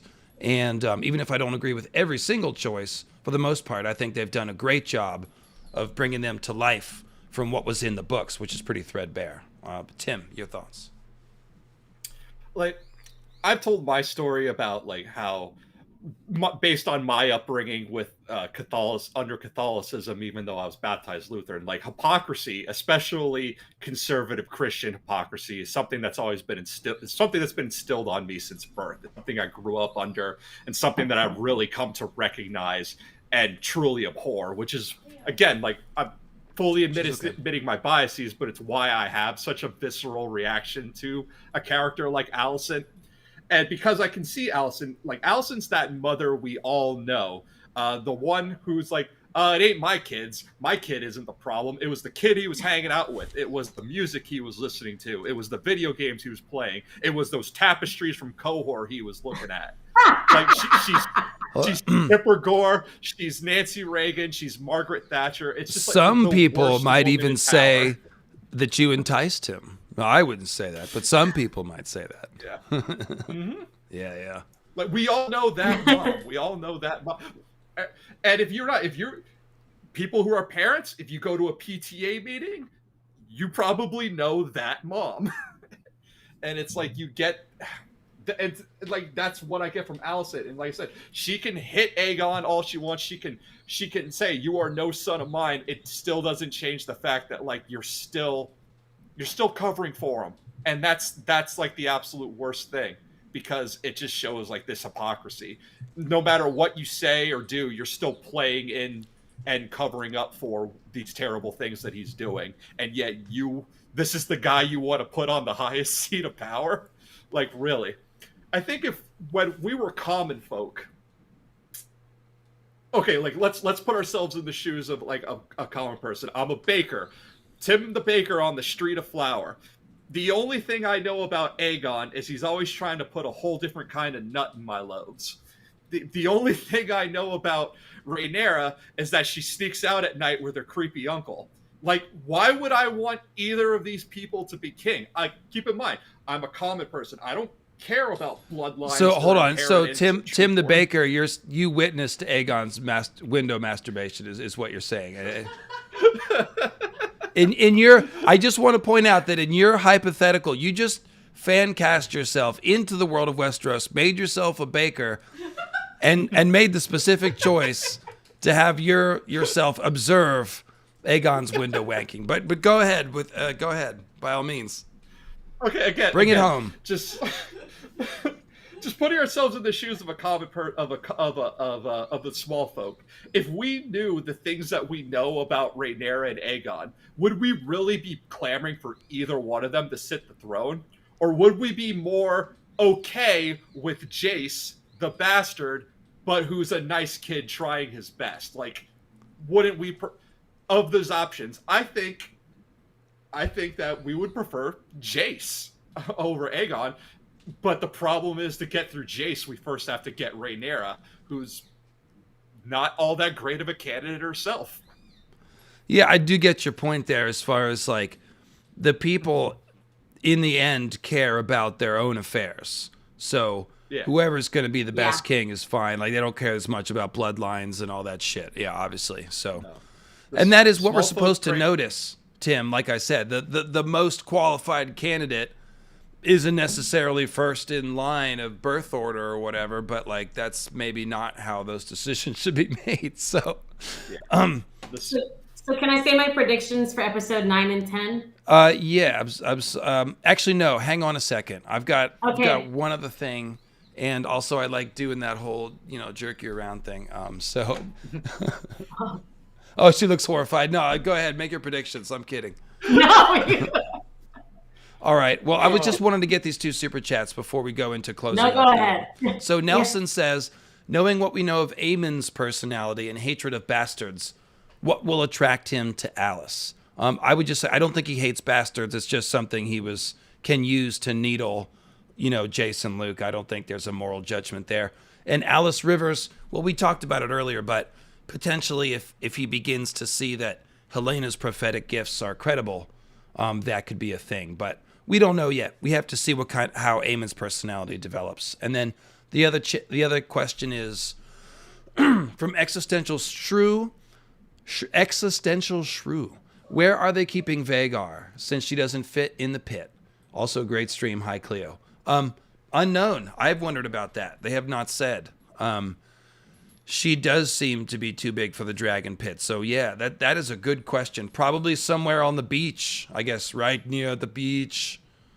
That's where she be. Because she lands hard, so she needs that cushiony beached sand to land on. So that's part of it. But yeah, I don't know. The last question, and then we can go to predictions. But I did want to ask you, since we're talking about Alicent and all this. Let's take the Greens' point of view for a second. How were they supposed to press the case about Rhaenyra's kids? Alicent tried to convince Viserys to just straight up make her son the heir. That was obviously the first thing to do. But given that you are the Greens and you see Rhaenyra and Daemon taking power as just unacceptable, and we know in Fire and Blood, Otto wrote his brother, and they both agreed that was just unacceptable. We cannot let Daemon, by way of Rhaenyra, take the throne, essentially. So my question is, how are they supposed to do it? Because I called what they did last week a coup attempt with Vaemond. But it wasn't a bad way to try to peacefully, because if the real priority, if we don't really care which royal is sitting on the throne, but just about the small folk and not starting a war, the Greens did a pretty good job, did they, maybe, of trying to snatch power in a way where Rhaenyra wouldn't have even had a chance to fight back. By pulling that shit with Vaemond, like I suggested, maybe they'd have the faith after they rule for Vaemond and basically imply that Luke isn't true born. Then maybe they have the faith, bring an accusation against Rhaenyra. They disinherit Rhaenyra and then offer to let her off the hook for treason if she doesn't contest the throne. And then they've essentially pulled a peaceful coup and it's all over with. Like, I think that's maybe what they were trying to do. And so it occurred to me to stop and maybe grade their attempt. Like, how do you, if the king won't acknowledge this injustice, like, what's the remedy? Besides just letting it go, what were the Greens supposed to do about this? That's what I'm trying to ask. Either one of you, whoever's Tim, got you got something? Well, I think the idea that they were going for was the same. It was the same mode of thinking that Stannis had with Jon Arryn.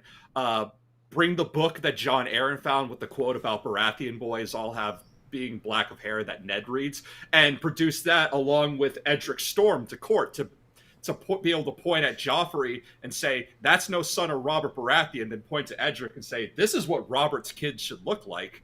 Like, that's the angle that the Greens were definitely going for with Vaemond, to be able to say like, look, that these are not Valyrian kids. But I mean, but Viserys doesn't care. Like, even if he's very much in denial, or even past the point of denial, he knows and just doesn't care.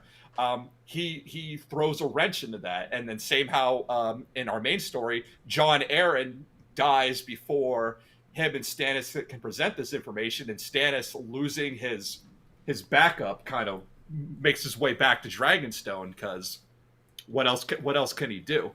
Like, I think I very much see that as the angle they were going for. Yeah, I think the Hightowers did the only thing they could do. I mean, anyone who knows, sometimes cops do this. They'll sprinkle a little crack on you to get you into the precinct, and then they pin a murder on you. So if you can't get them for the crime that you want them to, you get them in for a smaller crime, and then you kind of reel them in and stack the stones against them. That's what they were doing with the Daemon thing. The only other thing they could do is stoop to murder. And I think even Otto and Alicent have convinced themselves that they're above murder at this point. So that's, to me, like, if I was agreeing, I would have killed Alicent before she married Laenor. Rhaenyra, you mean? You would have killed Rhaenyra before. Sorry, I would have killed Rhaenyra before she was old enough to even marry Laenor, just to get her out of the way. Because I'm an efficient person. I'm a ruthless ruler, and that's how you get things done. You get Rhaenyra out the way. There's no one else. Who else is in the line except for me and my sons? But they didn't do that. They're trying to play it the right way, so it has to be with getting Rhaenyra for a smaller crime. Well, I'm seeing that in the chat. Like, some people are saying, well, you know, it's foolish to think that Otto wouldn't just execute Rhaenyra if they found her guilty of treason. It's just a strategic choice whether you think, like, well, if we execute Rhaenyra, Daemon will definitely start a war against us with his allies. Or if you say, well, if we attaint her of treason and threaten to have her executed for a couple weeks, and then say, well, we'll let you go into exile and you can't contest the throne, but we won't kill you, then maybe they take that deal. So you could make an argument strategically for either route, I think. Yeah. But the point is that's the first step, is to get her declared guilty of treason, which they would have been able to use the Faith to help them do, just like the Faith accused, Cersei and Marjorie. Yeah. So. Yeah. They couldn't get Marjorie. Well, in the show, they couldn't prove sexual crimes, but they were able to prove that she lied on behalf of her brother, and that was like the smaller crime that they could reel her in for. But too bad it didn't work, Alicent.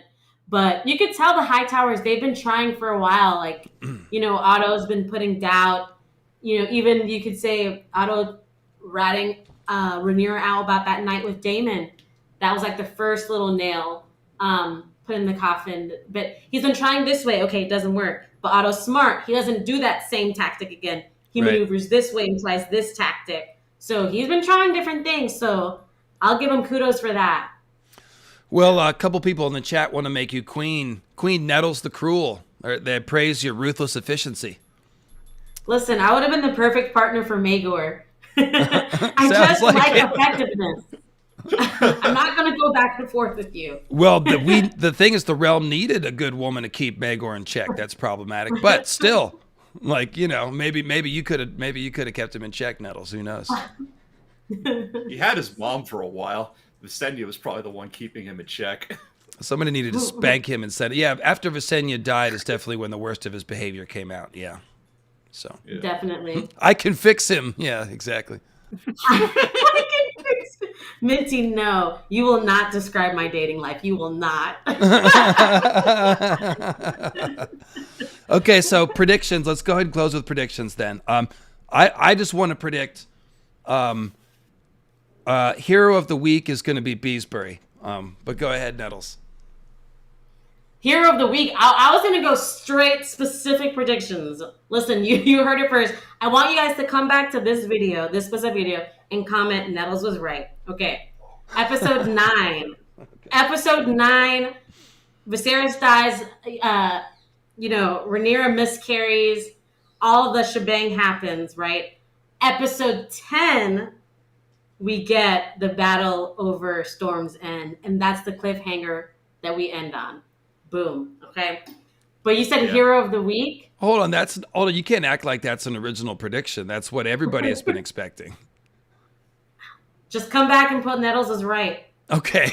That's all. That's all. I I'm predict saying. that Greens will pull a coup this week. Episode 9 is the coup. Okay. Yeah. Yeah, no, I'm it's going to be on board for that. it's going to be the coup this week and Storm's End next week. I think the miscarriage will be next week too, though. Actually, No, I think it has to be this one. As soon as she hears about it, we'll see. we'll see. In the books, does she miscarry after hearing about Storm's End, or is it just the coup that she hears about? It's the coup Okay. because Aegon's been crowned. Well, the main thing I care about is that we get a lizard baby. So I don't care when it happens. I just need it to be a lizard baby. So Yeah, she wasn't showing that much. She looked like to be like what 6 months along. Yeah, you're right. All I know is that you can't give me that many dragon sex orgy murals and then not give me a lizard baby. So Can't wait, Tim.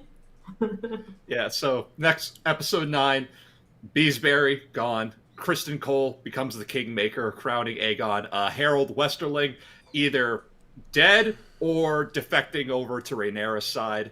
I'm not quite sure why they still have him around. I could see Kristen Cole killing him, but I could just as easily see him like quickly taking after Beesbury's death and the crowning. I could also see him like taking a ship to Dragonstone and getting to Rhaenyra's side, kind of the way that baby Daenerys was smuggled out of King's Landing. I think we've seen a preview clip with Harold Westerling on Dragonstone as part of her council, I have been told. Because I tweeted about that, maybe Kristen will kill him, and somebody was like, nah, looks like he's it going either way. Yeah, so. Or it'll be completely different. Rhaenys is in King's Landing, so... Well, and it does look like they're going to do the Eric and Arik thing this week. Mm-hmm. So, we'll see. So that's. I kind of hope that something completely different happens, and George really like stumps us book readers. I love it. Well, okay, so we've seen from the preview that Eric and Arik they're in a lot of it, and somebody, I think it's Otto, telling one of them like, no one must know what you're doing. So it seems like they're going to try to send one of them to kill Rhaenyra. Because that's basically what happens in the books, right? Isn't one of them sent to go kill Rhaenyra? Like he goes to one of them takes the crown and sends it to her, basically like saying, I'm on your side. No, but with the twins, like one of them goes to Dragonstone and pretends to be his twin who's loyal to Rhaenyra so that he can sneak into Rhaenyra's chambers and kill her, right? Isn't that the plan? Mm-hmm. Okay. Yeah, and then he runs into his own brother. Right, and they fight. And so I think some version of that is going to happen this week. So I'm curious who's going to be the one. Is it Aemond in the Crimes Cloak, or is it Otto, or both of them who put who pull this plot? Because we've been talking about the High Towers are reluctant to embrace murder openly. But yes, who will it be that dials M for murder?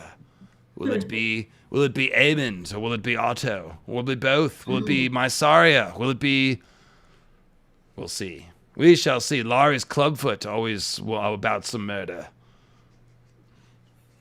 Anyways, well, that's a good place to leave it, guys. Thanks for tuning into this 3-hour stream. And I will, of course, have these lovely folks back on again soon.